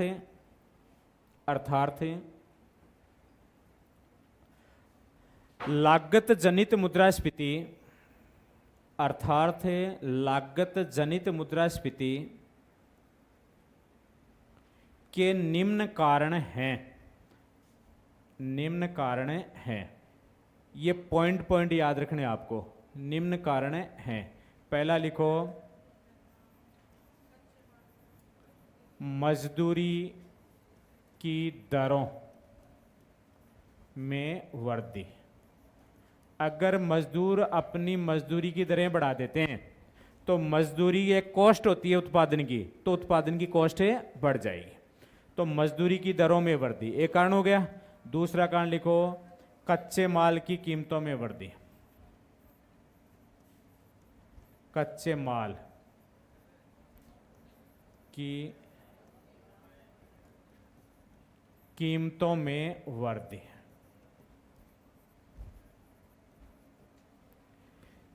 तीसरा लिखो, पेट्रोलियम पदार्थों की कीमतों में वृद्धि। पेट्रोलियम पदार्थों की कीमतों में वृद्धि। पेट्रोलियम पदार्थों की कीमतों में वृद्धि। देखो ये आपको पता है, गवर्नमेंट जैसे डीजल पेट्रोल के भाव बढ़ाती है, मार्केट में महंगाई बढ़ती है कि नहीं बढ़ती? तो कौन सी महंगाई हुई? लागत जनित हुई। अगला 3 नंबर लिखना नहीं, 4 नंबर लिखो आप। माल भाड़े में वृद्धि। माल भाड़े में वृद्धि। माल भाड़े में।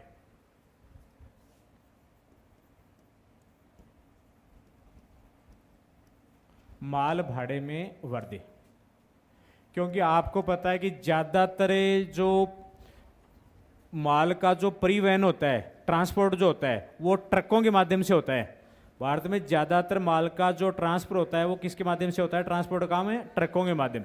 अगर ट्रक यूनियन वाले मिलकर के समझे नहीं, माल भाड़े में क्या करते हैं? वृद्धि करते हैं। या मालगाड़ियाँ जो अपनी चलती हैं वो यदि अपना किराया बढ़ा देती हैं तब भी लागतें बढ़ जाती हैं। तो मैंने लिखा है माल भाड़े में वृद्धि।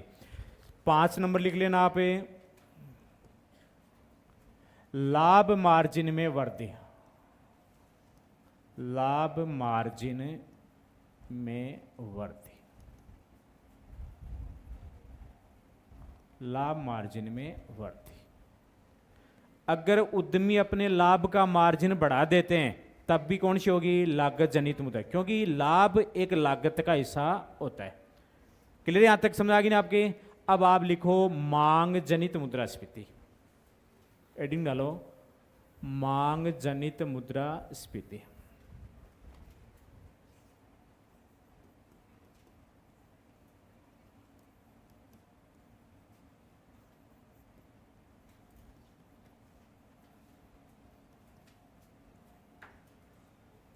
मांग जनित मुद्रास्फीति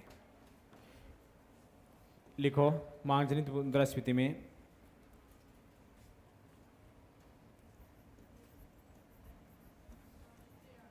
राष्ट्रीय आय में वृद्धि। अगर राष्ट्र के लोगों की इनकम बढ़ती है तो मार्केट में डिमांडें बढ़ जाएगी और डिमांड बढ़ जाने से मुद्रास्फीति उत्पन्न होगी। दूसरा लिखो,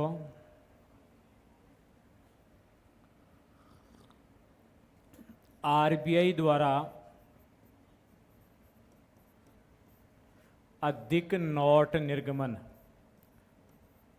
निर्गमन का मतलब होता है कि आरबीआई ज्यादा नोट इश्यू करेगा, ज्यादा नोट जारी करेगा।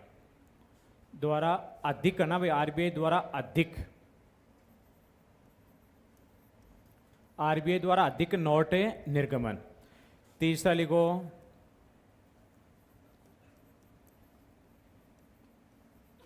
वाणिज्यिक बैंकों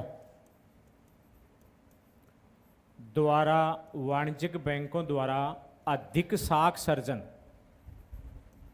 अधिक साख सर्जन, यह भी मांग जनित मुद्रास्फीति का कारण होता है। इसका मतलब होता है कि वाणिज्यिक बैंक या व्यापारिक बैंक लोगों को ज़्यादा लोन देते हैं। ज़्यादा लोन देते हैं तो लोगों के पास पैसा आएगा तो कोई गाड़ी खरीदेगा, कोई मकान बनाएगा, तो मार्केट में डिमांड बढ़ेगी। 4 नंबर लिखो, सरकारी व्यय का बढ़ना। सरकारी व्यय का बढ़ना।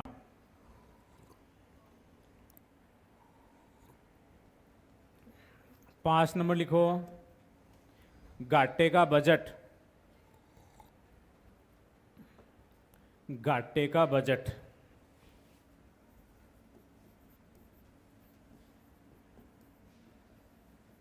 घाटे का बजट या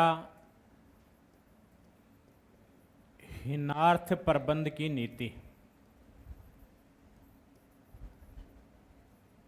हीनार्थ प्रबंध की नीति। घाटे का बजट या हीनार्थ प्रबंध की नीति।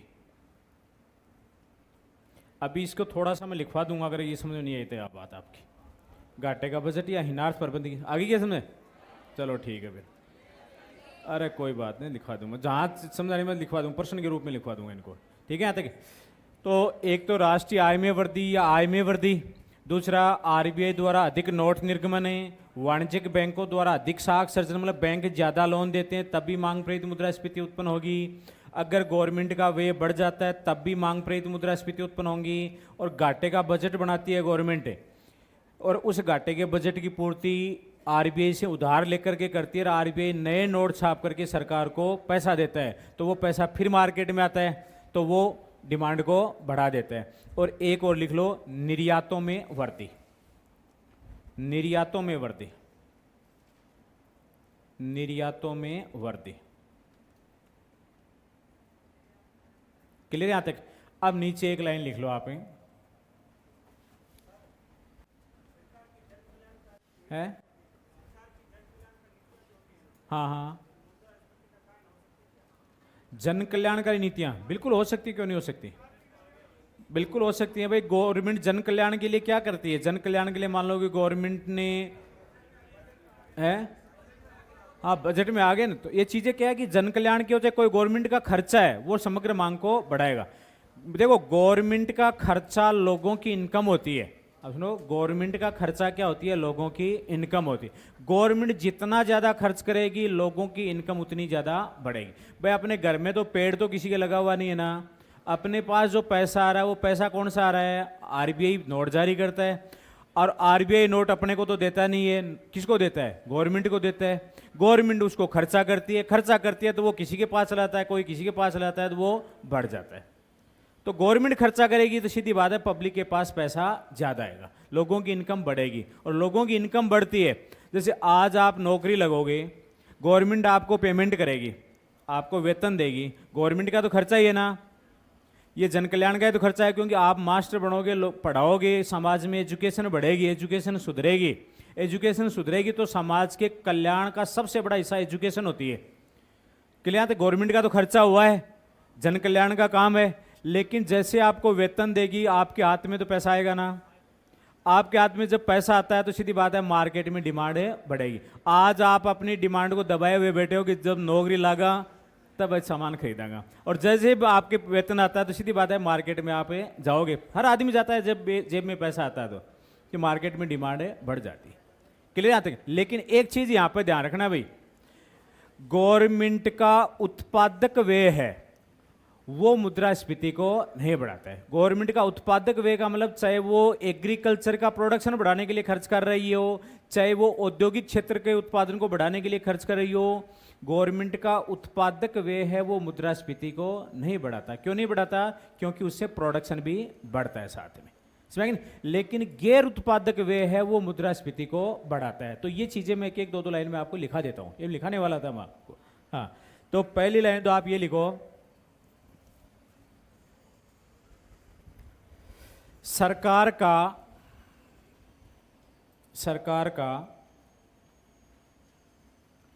उत्पादक व्यय, सरकार का उत्पादक व्यय मुद्रास्फीति को नहीं बढ़ाता। सरकार का उत्पादक व्यय मुद्रास्फीति को नहीं बढ़ाता, लेकिन गैर उत्पादक व्यय, लेकिन गैर उत्पादक व्यय जैसे सेना, पुलिस, न्यायालय, जन कल्याण, सेना, पुलिस, न्यायालय, जन कल्याण आदि पर किया गया व्यय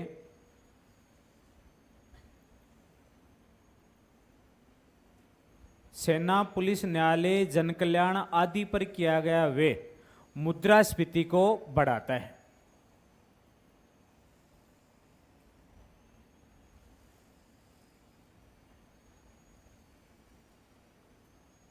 और कौन सी मुद्रास्फीति बढ़ाएगा, मांग प्रेरित मुद्रास्फीति को बढ़ाएगा। फिर लिखो, जब सरकार का व्यय, एरो का निशान लगा लिखना, जब सरकार का व्यय आय से अधिक होता है, जब सरकार का व्यय आय से अधिक होता है तब घाटे का बजट बनता है, तब घाटे का बजट बनता है। क्लियर थी बात? फिर लिखो सरकार घाटे के बजट या सरकार घाटे की वित्त व्यवस्था, ऐसे लिख लो, सरकार घाटे की वित्त व्यवस्था हेतु सरकार घाटे की वित्त व्यवस्था हेतु आरबीआई से उधार लेती है, आरबीआई से उधार लेती है। देखो सरकार का बजट घाटे का बन गया और उस घाटे की वित्त व्यवस्था हेतु आरबीआई से उधार लेती है या आरबीआई से ऋण लेती है, तथा आरबीआई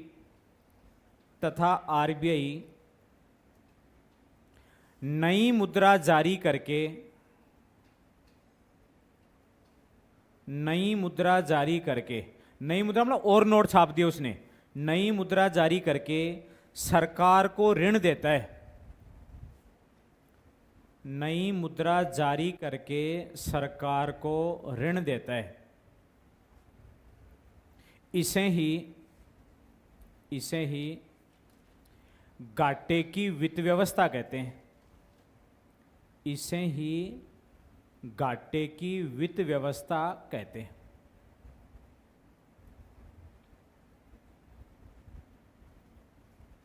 क्लियर हो गया?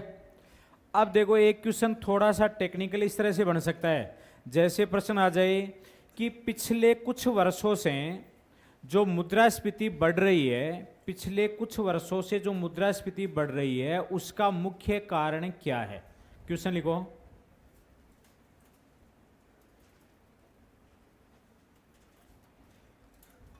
पिछले कुछ वर्षों से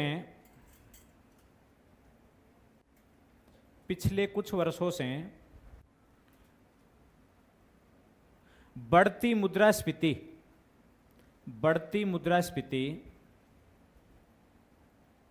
पिछले कुछ वर्षों में बढ़ती मुद्रास्फीति का मुख्य कारण है।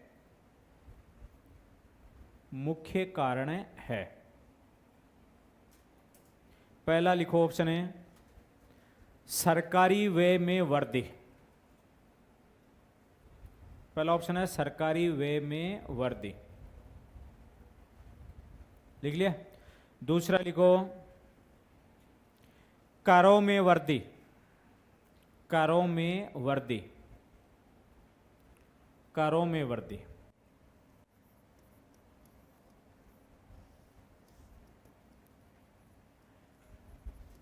तीसरा लिखो पेट्रोलियम पदार्थों की कीमतों में वृद्धि, पेट्रोलियम पदार्थों की कीमतों में वृद्धि।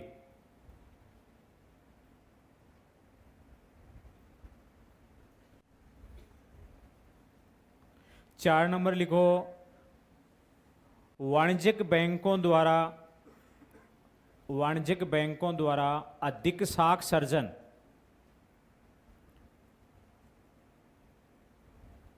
वाणिज्यिक बैंकों द्वारा अधिक साख सर्जन।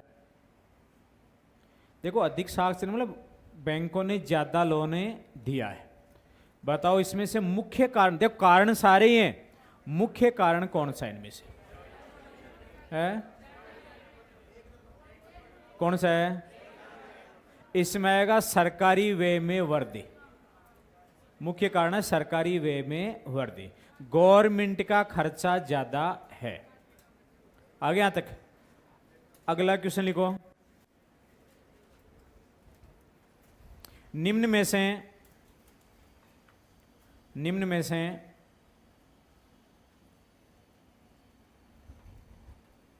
मांग प्रेरित मुद्रास्फीति, मांग प्रेरित मुद्रास्फीति का कारण नहीं है, मांग प्रेरित मुद्रास्फीति का कारण नहीं है। मतलब इनमें से मांग जनित मुद्रास्फीति का कारण नहीं है वो बताना है। पहला लिखो घाटे का बजट, दूसरा लिखो अधिक साख सर्जन, तीसरा लिखो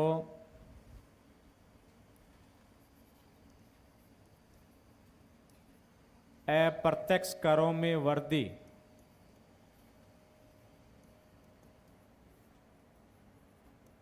अप्रत्यक्ष करों में वृद्धि। 4 नंबर लिखो इनमें से कोई नहीं।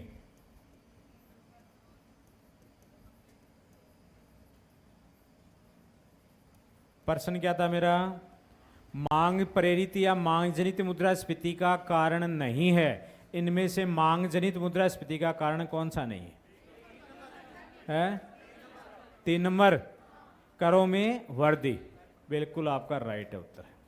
तो ये कौन सा मुद्रास्फीति का कारण है? किसी का भी नहीं है ये, लागत जनित मुद्रास्फीति का कारण है। अगर गवर्नमेंट जीएसटी बढ़ा देती है तो बताओ प्रोडक्शन की कॉस्ट बढ़ी कि नहीं बढ़ी? बढ़ गई। तो जीएसटी अप्रत्यक्ष करी तो है, इनडायरेक्ट टैक्स ही तो है कि?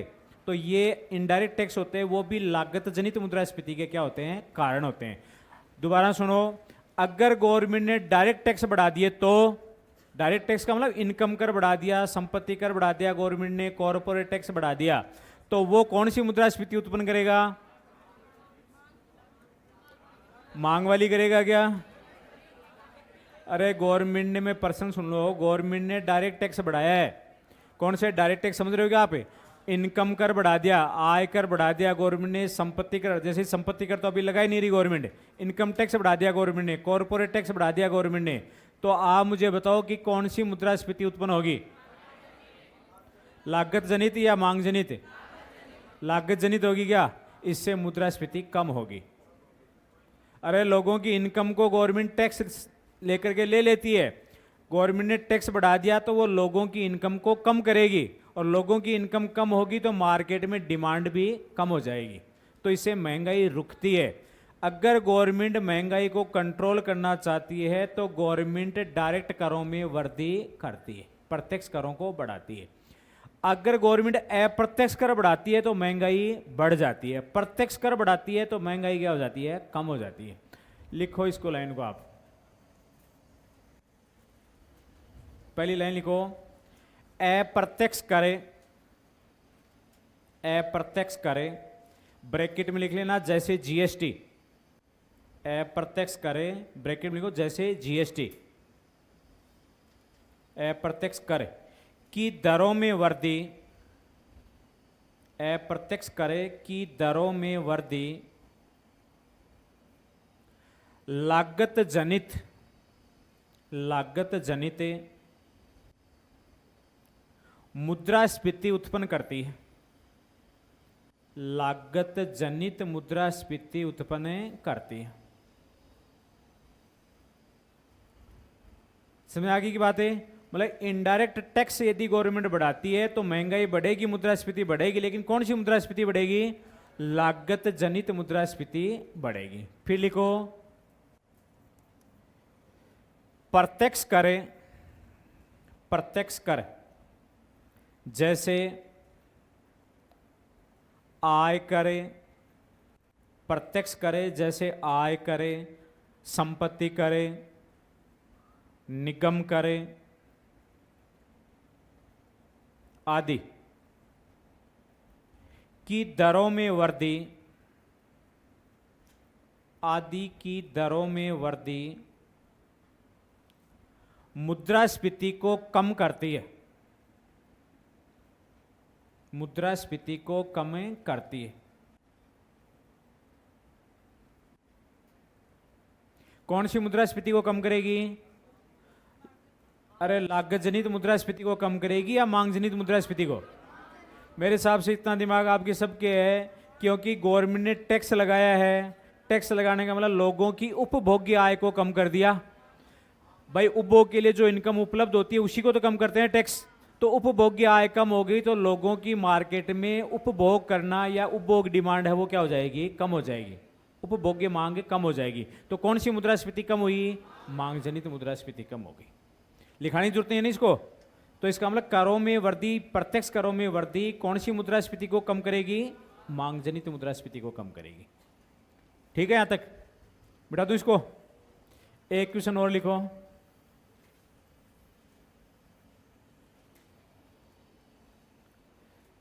भारत में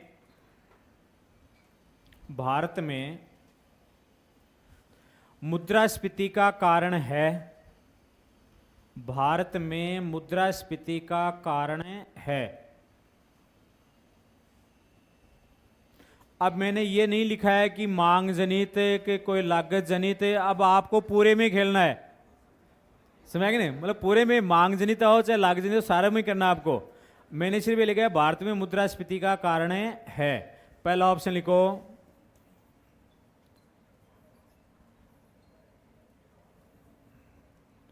रिजर्व बैंक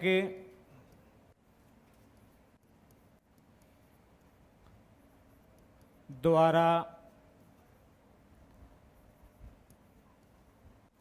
अधिक मुद्रा निर्गमन,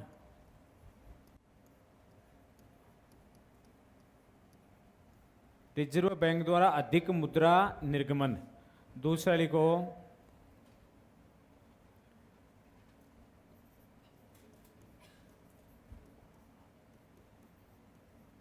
औद्योगिक एवं कृषि उत्पादन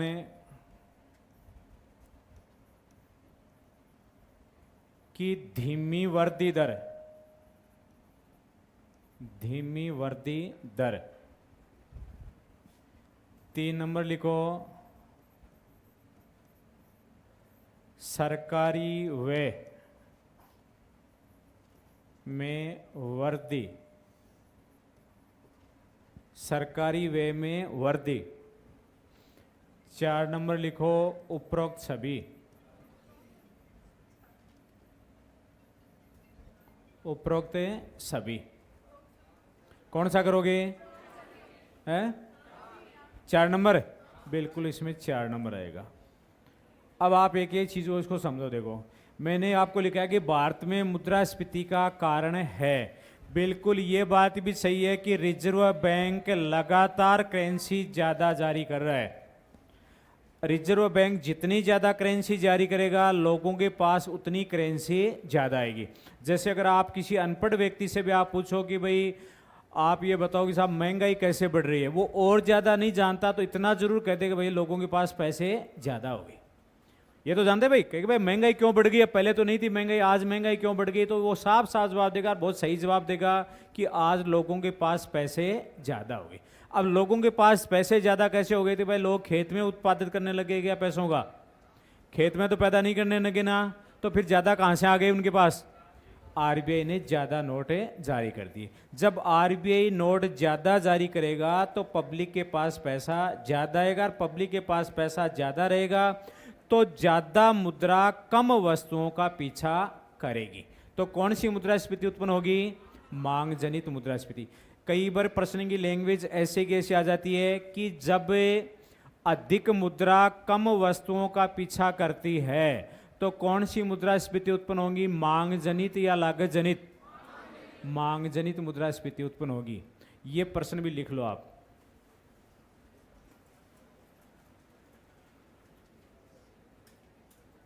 लिखो, जब अधिक मुद्रा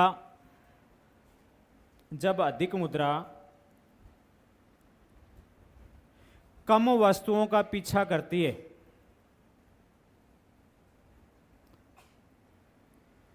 जब अधिक मुद्रा कम वस्तुओं का पीछा करती है तब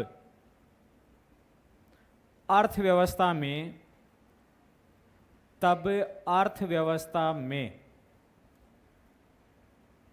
पहला ऑप्शन लिखो, आर्थिक मंदी, आर्थिक मंदी उत्पन्न होगी, आर्थिक मंदी उत्पन्न होगी। लिख लिया। दूसरा लिखो, लागत जनित मुद्रास्फीति उत्पन्न होगी। लागत जनित मुद्रास्फीति उत्पन्न होगी।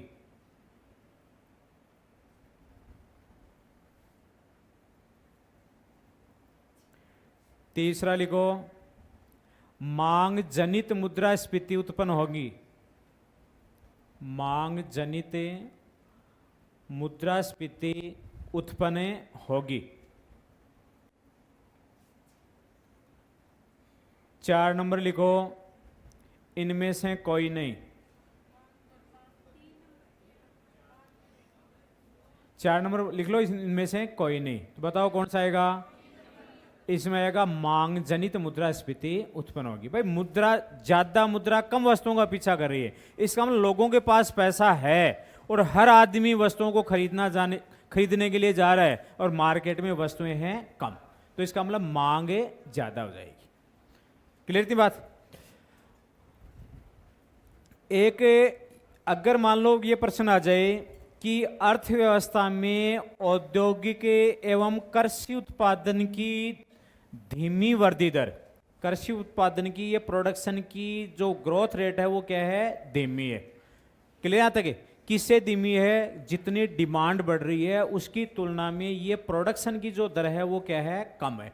बताओ मुद्रास्फीति उत्पन्न होगी कि नहीं होगी? मुद्रास्फीति उत्पन्न होगी, क्योंकि डिमांड तो है ज्यादा और इनके बढ़ने की दर क्या है? कम। कौन सी मुद्रास्फीति उत्पन्न होगी? है कौन सी? लागत है,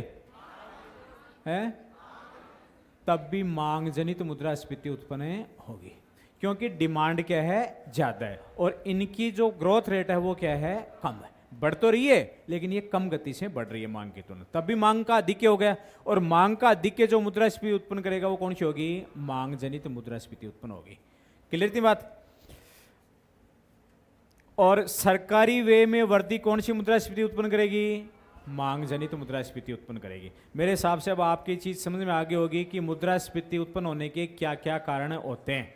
लेकिन अब अपन पढ़ेंगे मुद्रास्फीति को दूर करने के उपाय। लिखो,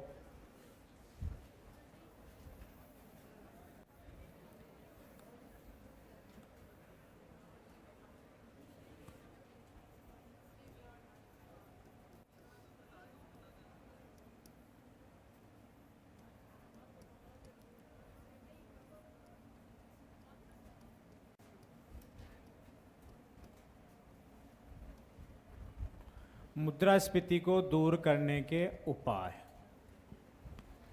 पहले तो मैं पॉइंट पॉइंट लिख देता हूं आपको, ठीक है ना, फिर उसके बाद में उनकी थोड़ी थोड़ी व्याख्या। तो मुद्रास्फीति के दूर करने के उपायों में पहला तो लिख लो आप, एक कीमत नियंत्रण। कीमत नियंत्रण या नियंत्रित कीमतें, एक उपाय तो ये है। दूसरा उपाय लिखो,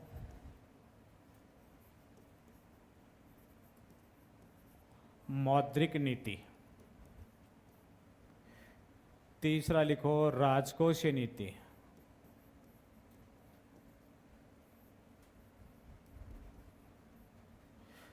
चार नंबर लिखो,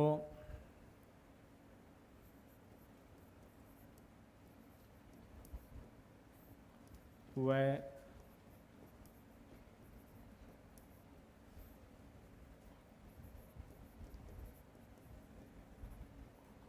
उत्पादन में वृद्धि।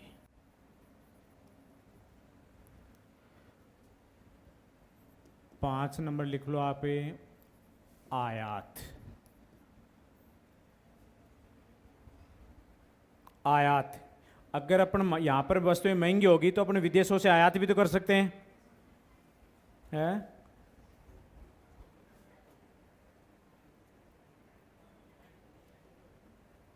थोड़ा फास्ट लिखो जो पूरा हो जाए टॉपिक।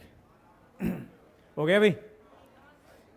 तो अगर प्रश्न आता है कि मुद्रास्फीति को दूर कर, प्रश्न देखो आपके एकदम इजी प्रश्न इस तरह से भी पूछे जा सकते हैं कि निम्न में से मुद्रास्फीति को दूर करने का उपाय है। तो आपको पता है कि भाई अगर गवर्नमेंट कीमतों के ऊपर नियंत्रण लगा दे कि भाई कोई भी इस कीमत से ज़्यादा वस्तुओं को नहीं बेचेगा, या फिर गवर्नमेंट क्या करे, राशन की जो दुकानें जिसको अपन बोलते हैं ना अपने उचित मूल्य की जो दुकानें, उचित मूल्य की दुकानों से वस्तुओं को नियंत्रित कीमतों पर क्या करवाए, उपलब्ध कराए। तो ये एक उपाय हो सकता है। एक मौद्रिक नीतियां, मौद्रिक नीतियों का संचालन कौन करता है, आरबीआई। आरबीआई अपनी पॉलिसी के द्वारा कीमतों को कंट्रोल कर सकता है। राजकोषीय नीति का संचालन कौन करता है, सरकार। सरकार अपनी पॉलिसियों से, अपनी नीतियों से कीमतों को कम कर सकती है। इसको अपन मौद्रिक नीति, इस पर लिखाऊंगा आपको मौद्रिक नीति में क्या क्या आएंगे, राजकोषीय नीति में क्या क्या आएंगे। ये चीज़ें, इन पे प्रश्न बहुत ज़्यादा आते हैं, इन दो पर सबसे ज़्यादा प्रश्न आते हैं। एक इनके उत्पादन में वृद्धि। अब देखो प्रश्न सुनो, ये सारे उपाय हैं, क्वेश्चन लिखो।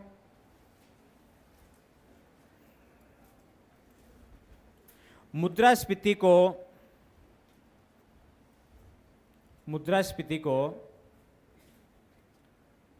नियंत्रित करने का, मुद्रास्फीति को नियंत्रित करने का स्थायी व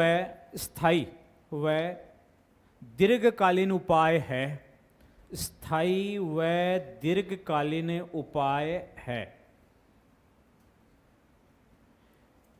प्रश्न सबने लिख लिया होगा, मैंने लिखा है मुद्रास्फीति को दूर करने का स्थायी व दीर्घकालीन उपाय है।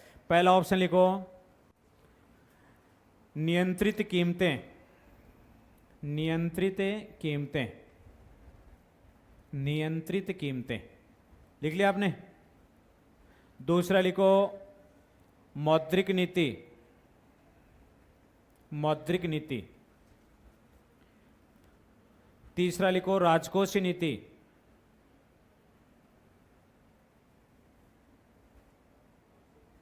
राजकोषीय नीति।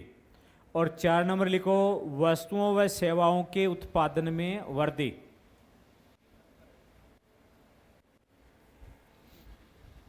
वस्तुओं व सेवाओं के उत्पादन में वृद्धि। देखो चारों ही मुद्रास्फीति को दूर करने के उपाय हैं, लेकिन प्रश्न क्या पूछा है, मुद्रास्फीति को दूर करने का स्थायी उपाय बताओ। आप तो दीर्घकालीन उपाय बताओ कौन सा है, कौन सा करोगे। 1 नंबर। अब आप सुन लो, देखो ये मुद्रास्फीति को दूर करने का उपाय है ही नहीं, इससे मुद्रास्फीति कभी दूर नहीं हो सकती। अरे गवर्नमेंट राशन की दुकानों के माध्यम से कितने एक दिन उपलब्ध करा सकती है, और क्या सारे लोगों को उपलब्ध करा सकती है, क्या ये बात संभव है, नहीं।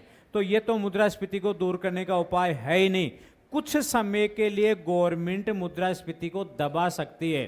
भाई जैसे आदमी को बीमारी तो कुछ और है और उसके बुखार चढ़ी हुई है, बीमारी अलग है।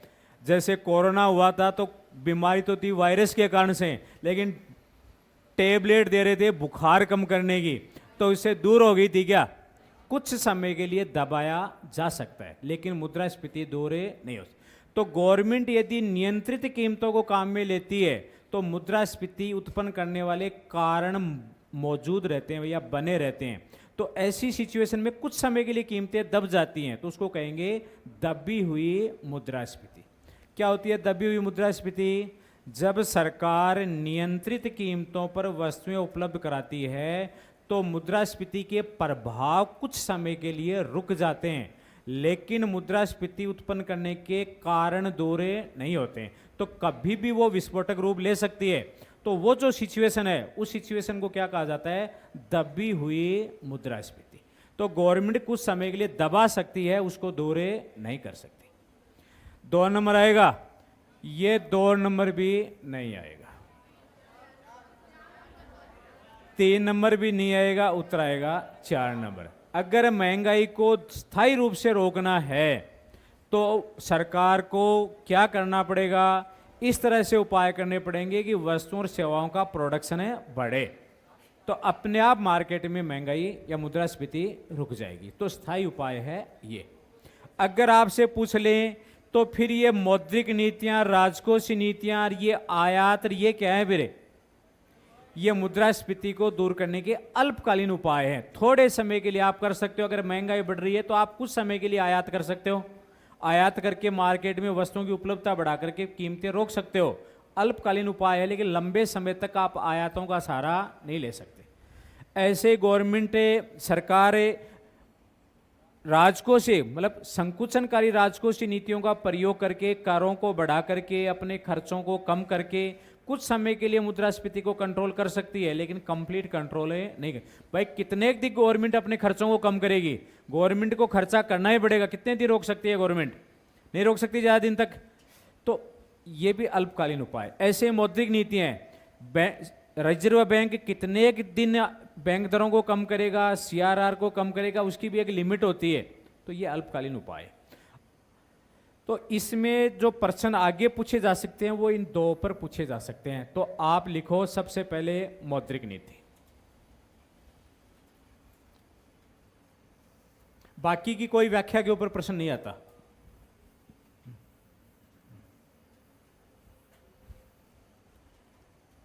मौद्रिक नीति,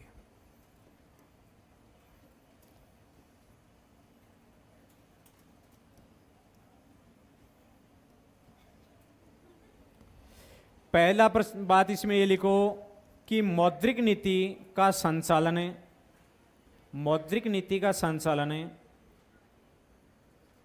मौद्रिक नीति का संचालन है आरबीआई मतलब reserve bank of India, RBI द्वारा किया जाता है। मौद्रिक नीति का संचालन आरबीआई द्वारा किया जाता है। देख लिया आपने?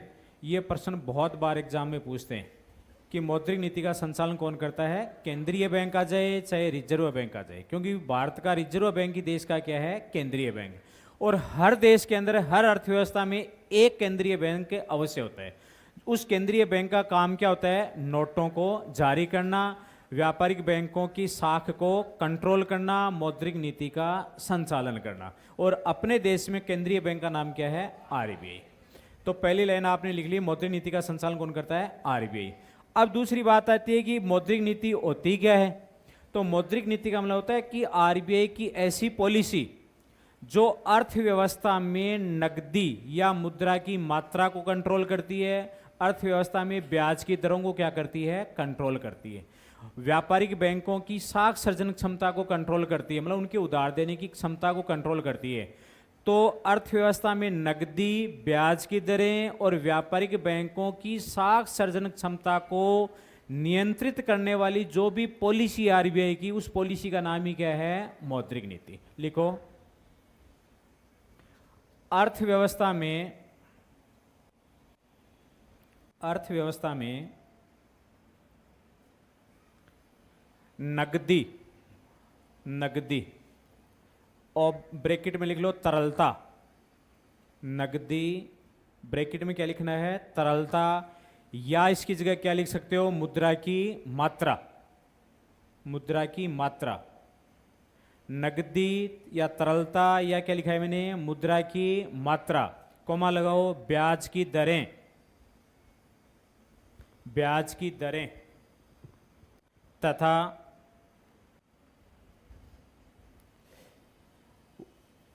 वाणिज्यिक बैंकों की साख सर्जन क्षमता, वाणिज्यिक बैंकों की साख सर्जन क्षमता को नियंत्रित करने वाली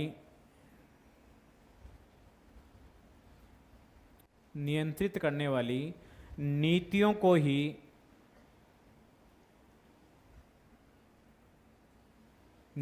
ही मौद्रिक नीति कहते हैं। मौद्रिक नीति कहते हैं। नियंत्रित करने वाली नीतियों को, नीति मतलब पॉलिसी, आरबीआई की जो पॉलिसी इनको कंट्रोल करती है, उस पॉलिसी का नाम ही क्या है? मौद्रिक नीति।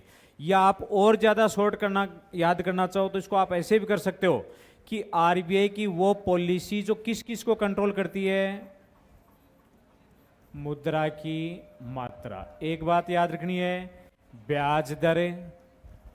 दो बात याद रखनी है आपको, तीसरी साख मात्रा।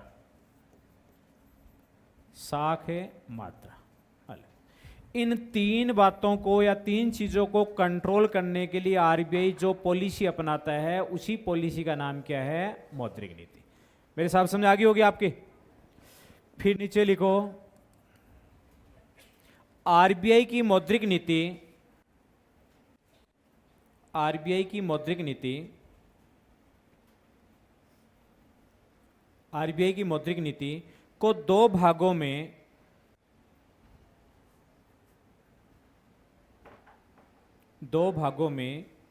वर्गीकृत किया जाता है। दो भागों में वर्गीकृत किया जाता है। इधर गए क्या आज? दो भागों में वर्गीकृत किया जाता है। एक तो आप लिखना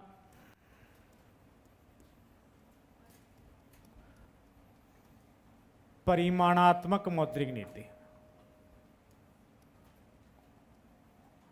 परिमाणात्मक मौद्रिक नीति, और दूसरी लिख लेना आप गुणात्मक मौद्रिक नीति।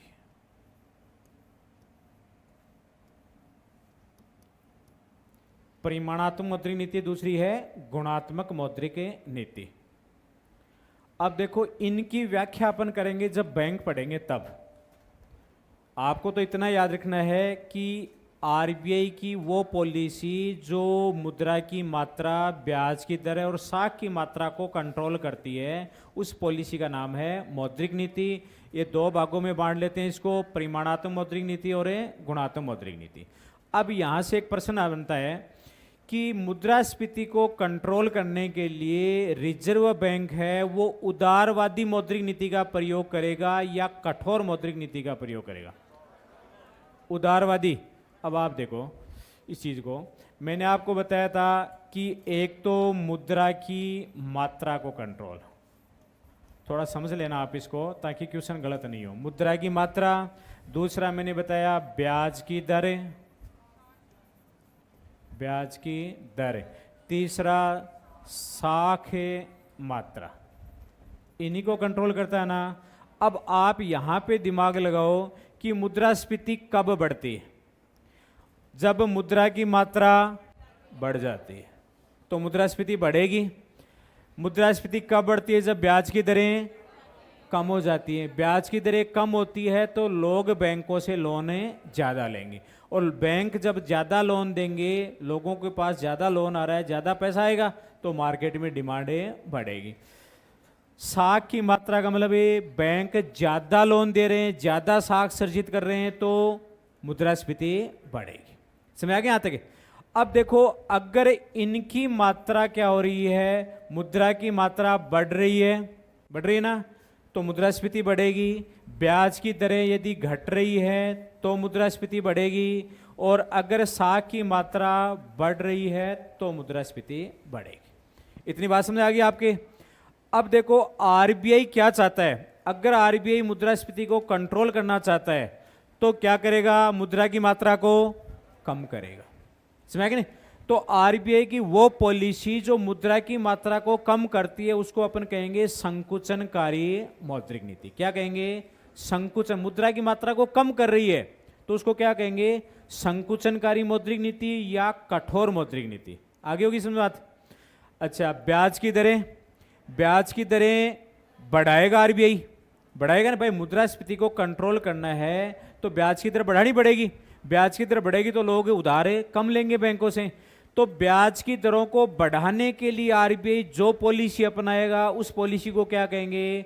संकुचनकारी या कठोर मौद्रिक नीति। क्योंकि ब्याज की दरें बढ़ा दी तो लोगों के पास पैसा कम आएगा, बैंक लोन कम देंगे। अरे तो लिक्विडिटी कम हुई कि नहीं हुई? तो इसका मतलब मार्केट में पैसों को कम करने की जो पॉलिसी है, लोगों को कम उधार देने की पॉलिसी है, वो पॉलिसी क्या कहलाएगी? संकुचनकारी या कठोर मौद्रिक नीति। आगे मेरी बात सुने। तो आरबीआई जिन जिन नीतियों से ब्याज की दरों को बढ़ा देता है, जैसे आरबीआई बैंक दर बढ़ा देता है। बैंक दर क्या होती है भाई? जिस दर पर व्यापारिक बैंक आरबीआई से उधार लेते हैं। आरबीआई ने बैंक दर बढ़ा दिया, इसका मतलब बैंकों को आरबीआई से उधार लेना क्या हो गया? महंगा हो गया। महंगा हो गया ना, तो बैंक भी अपनी ब्याज की दरों को बढ़ा देंगे। तो बैंक दर का बढ़ाना क्या कहलाएगा? संकुचनकारी मौद्रिक नीति। आ रही मेरी बात समझे? ऐसे ही देखो मैंने क्या क्या बताया, एक तो बैंक दर, हालांकि आपके समझ में तो पूरा अपन पढ़ेंगे, बैंक भी पढ़ लेंगे तब तो पूरा क्लियर हो जाएगा। बैंक दरें, एक CRR, एक SLR, एक रेपो रेट या रेपो दर, एक रिवर्स रेपो दर, रेपो दर, एक खुले बाजार की क्रियाएं,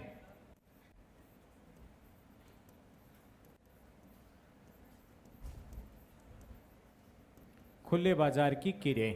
देखो ये सारी की सारी मौद्रिक नीतियां हैं। मौद्रिक नीतियों में क्या क्या लिखा दिया मैंने? बैंक दर, CRR, SLR, रेपो दर, रिवर्स रेपो दर और खुले बाजार की क्रियाएं या खुले बाजार में सरकारी प्रतिभूतियों का क्रय विक्रय, ओपन मार्केट एक्टिविटीज, इन सारों को क्या कहते हैं? RBI की मौद्रिक नीतियां। और भी हैं, ये तो आई है अभी तक परिमाणात्मक मौद्रिक नीति, मतलब क्वांटिटेटिव पॉलिसी आई है, तो समझ गए? गुणात्मक और हैं जो अभी लिखाने की आपको जरूरत नहीं है। अब आपसे मैं ये पूछ लूं इसको मिटा करके कि RBI की मौद्रिक नीति में कौन कौन सी नीतियां आती हैं, तो आपका उत्तर होना चाहिए बैंक दर की नीति, CRR policy, SLR policy, repo दर पॉलिसी, रिवर्स रेपो दर पॉलिसी और खुले बाजार की क्रियाएं। क्लियर है यहाँ तक? अब आप सुनो, अगर RBI बैंक दर बढ़ा देता है, बैंक दर का मतलब होता है कि जिस दर पर व्यापारिक बैंक, मुझे बताओ व्यापारिक बैंक कौन से होते हैं? पहले तो RBI को छोड़ करके जितने भी बैंक हैं सारे कौन से हैं? व्यापारिक बैंक हैं, जिनको कॉमर्शियल बैंक बोलते हैं। इन बैंकों का काम है लोगों के पैसों को जमा करना, लोगों को लोन देना। पैसे जमा करते हैं तो ब्याज कम देते हैं, जब ये ऋण देते हैं तो ब्याज ज़्यादा लेते हैं। समझ गए?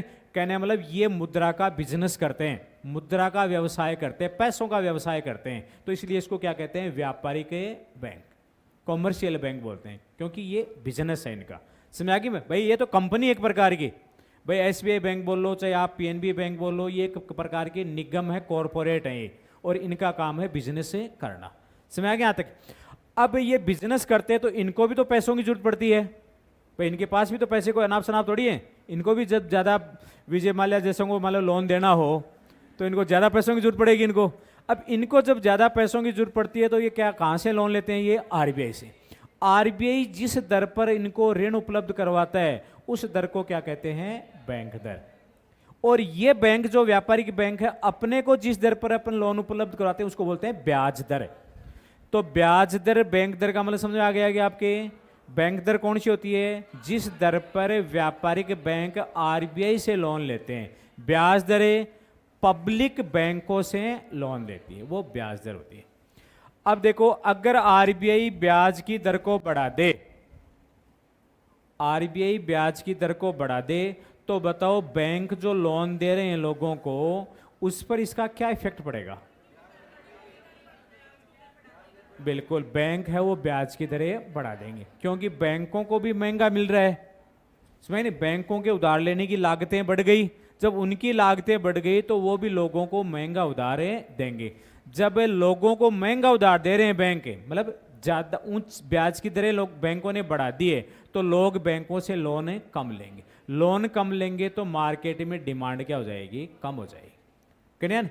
तो बैंक दर का बढ़ाना क्या कहलाएगा? संकुचनकारी मौद्रिक नीति, क्योंकि ये मार्केट में लिक्विडिटी को क्या करता है? कम करता है, साख की मात्रा को कम करता है, लिक्विडिटी को कम करता है, साख की मात्रा को कम करता है, ब्याज की दरों को बढ़ाता है। तो कौन सी मौद्रिक नीति होगी? ये संकुचनकारी मौद्रिक नीति।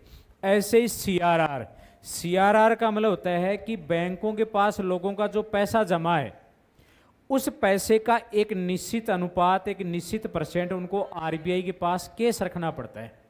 समझ आ गया तक? उसको क्या कहा जाता है? CRR।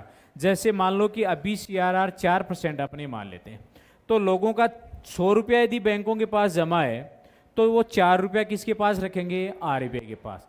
अगर RBI, इसका मतलब 96 रुपये का वो उधार दे सकते हैं बैंक, तो बैंकों के उधार देने की कैपेसिटी कितनी है? 96 रुपये। अब देखो RBI ने इसको बढ़ा के कितना कर दिया? 5% कर दिया, तो बैंकों के उधार देने की कैपेसिटी बढ़ी कि घटी? कम हो गई।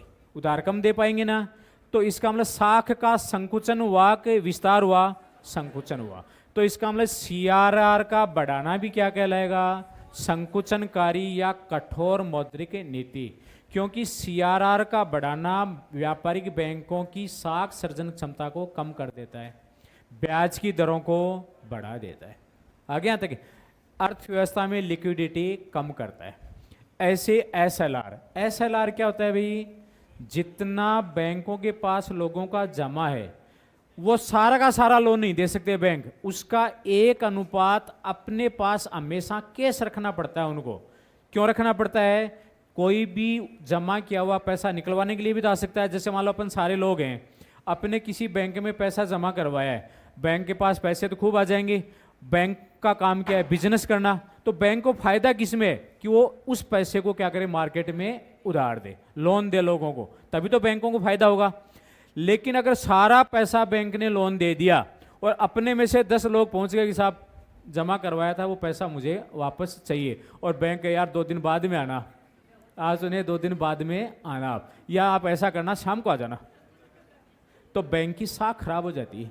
लोग बैंक को, अगर किसी भी बैंक ने ये कह दिया कि आप अभी नहीं मिल सकते, आज पैसा नहीं है, आप शाम तक वेट कर लो, तो बैंकों की हालत खराब हो जाएगी। लोग पब्लिक उमड़ पड़ेंगे बैंकों के पास कि यार तो डूबगा पिसा दो, पैसे तो अपने डूब गए, तो बैंकों पर से विश्वास उठ जाता है लोगों का। इसलिए आरबीआई ने निर्देश दे रखा है बैंकों को कि पब्लिक में यदि आपको बिजनेस करना है, आपको व्यवसाय चलाना है, तो पब्लिक का आपके ऊपर विश्वास होना बहुत जरूरी है। और वो विश्वास कब रहेगा, जब भी लोग पैसा अपना निकलवाने के लिए आए, उसको बिल्कुल टाइम मत खराब करो, आप तुरंत उनको पैसा जमा दो।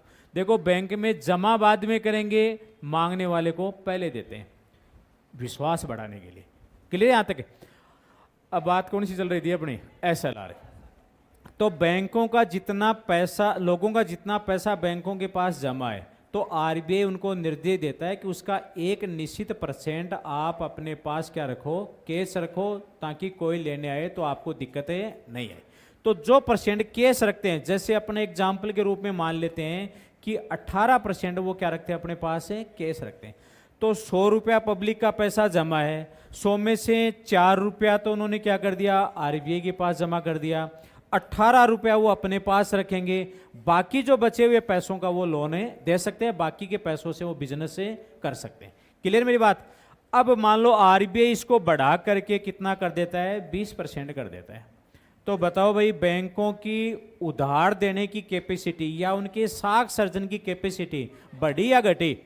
कम होगी, कम होगी ना, कम होगी। इसका मतलब है सीएसएलआर को बढ़ाना क्या कहलाएगा, संकुचनकारी मौद्रिक नीति। क्लियर मेरी बात यहां तक? तो यहां तक तो आपके क्लियर हो गया कि बैंक दर बढ़ा देता है, सीआरआर बढ़ा देता है, एसएलआर बढ़ा देता है। और एक बार आप इतना याद कर लो, क्योंकि अब टाइम कम है, तो ये बैंक पढ़ाऊंगा तब उसमें आपको ज़्यादा डिटेल बता दूंगा मैं। रेपो दर बढ़ा देता है, रिवर्स रेपो दर बढ़ा देता है, ठीक है नहीं? तो इन दरों को बढ़ा देने से व्यापारिक बैंकों की साख सर्जन करने की कैपेसिटी कम होती है, ब्याज की दरें बढ़ जाती है, अर्थव्यवस्था में लिक्विडिटी घटती है। तो इनकी दरों को बढ़ाना क्या कहलाएगा, आरबीआई की संकुचनकारी या कठोर मौद्रिक नीति कहलाए।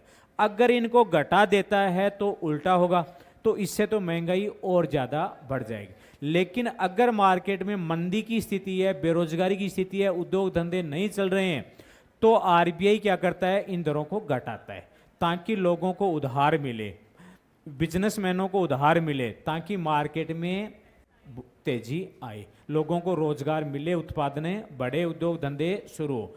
समझ गया तक? तो मंदी की स्थिति है, उसको दूर करने के लिए तो इन दरों को घटाता है।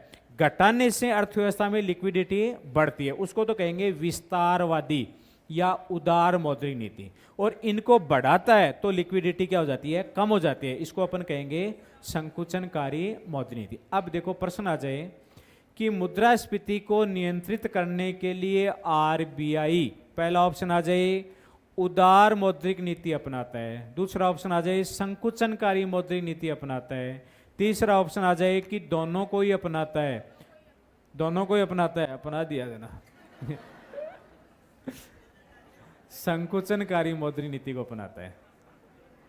हो गया यहाँ तक? अति बार के सीखो मेरे, मतलब सुनियोगे। भाई दो चीजें होती हैं, एक तो आदमी सुनता है एक है सुन के उसको समझता भी है। तो कई तो क्या काम सुनने को, हाँ कई तो सुन के क्या समझते भी है। तो सिर्फ सुनना ही पर्याप्त नहीं है, उसको समझना भी जरूरी है। अब ये सोच रही यार तो गलत बोलेगा, न बोलता तो बढ़िया रहता, बैठे रहे।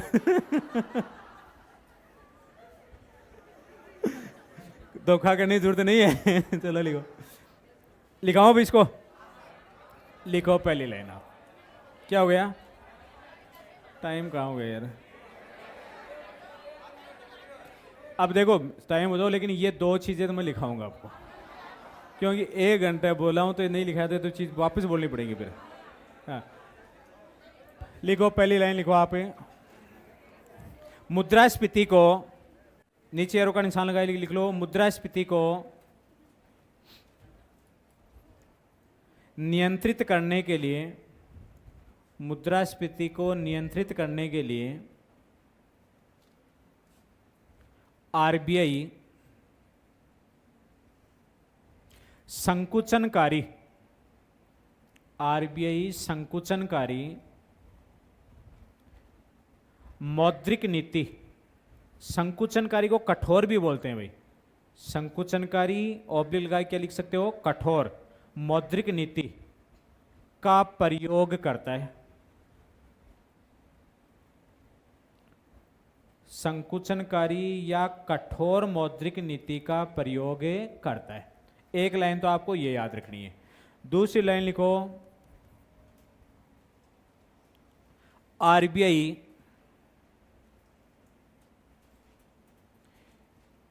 संकुचनकारी, आरबीआई संकुचनकारी मौद्रिक नीति के अंतर्गत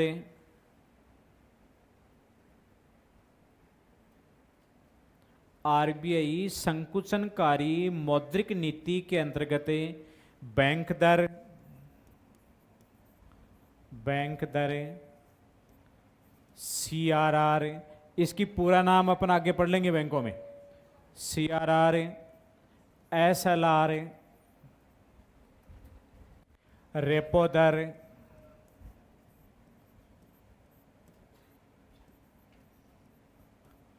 रिवर्स रेपो दर, रिवर्स रेपो दर, रेपो दर, रिवर्स रेपो दर आदि में वृद्धि करता है, आदि में वृद्धि करता है।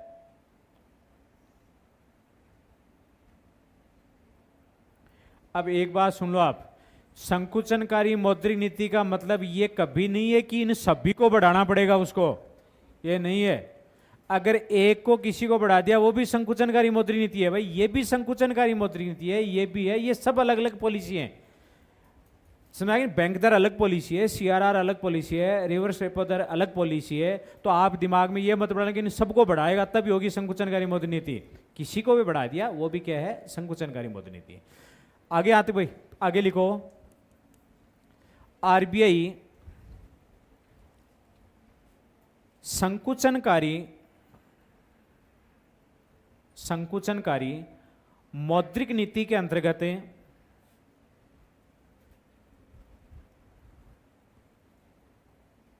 आरबीआई संकुचनकारी मौद्रिक नीति के अंतर्गत सरकारी प्रतिभूतियों का, सरकारी प्रतिभूतियों का खुले बाजार, खुले बाजार में विक्रय, विक्रय का मतलब होता है बेचना, ठीक है ना, विक्रय करता है। ये लाइन भी आपको याद रखनी है, क्योंकि सरकारी प्रतिभूतियों का क्रय विक्रय करना क्या कहलाता है, खुले बाजार की क्रिया, ओपन मार्केट एक्टिविटीज कहलाती है। क्लियर आता है?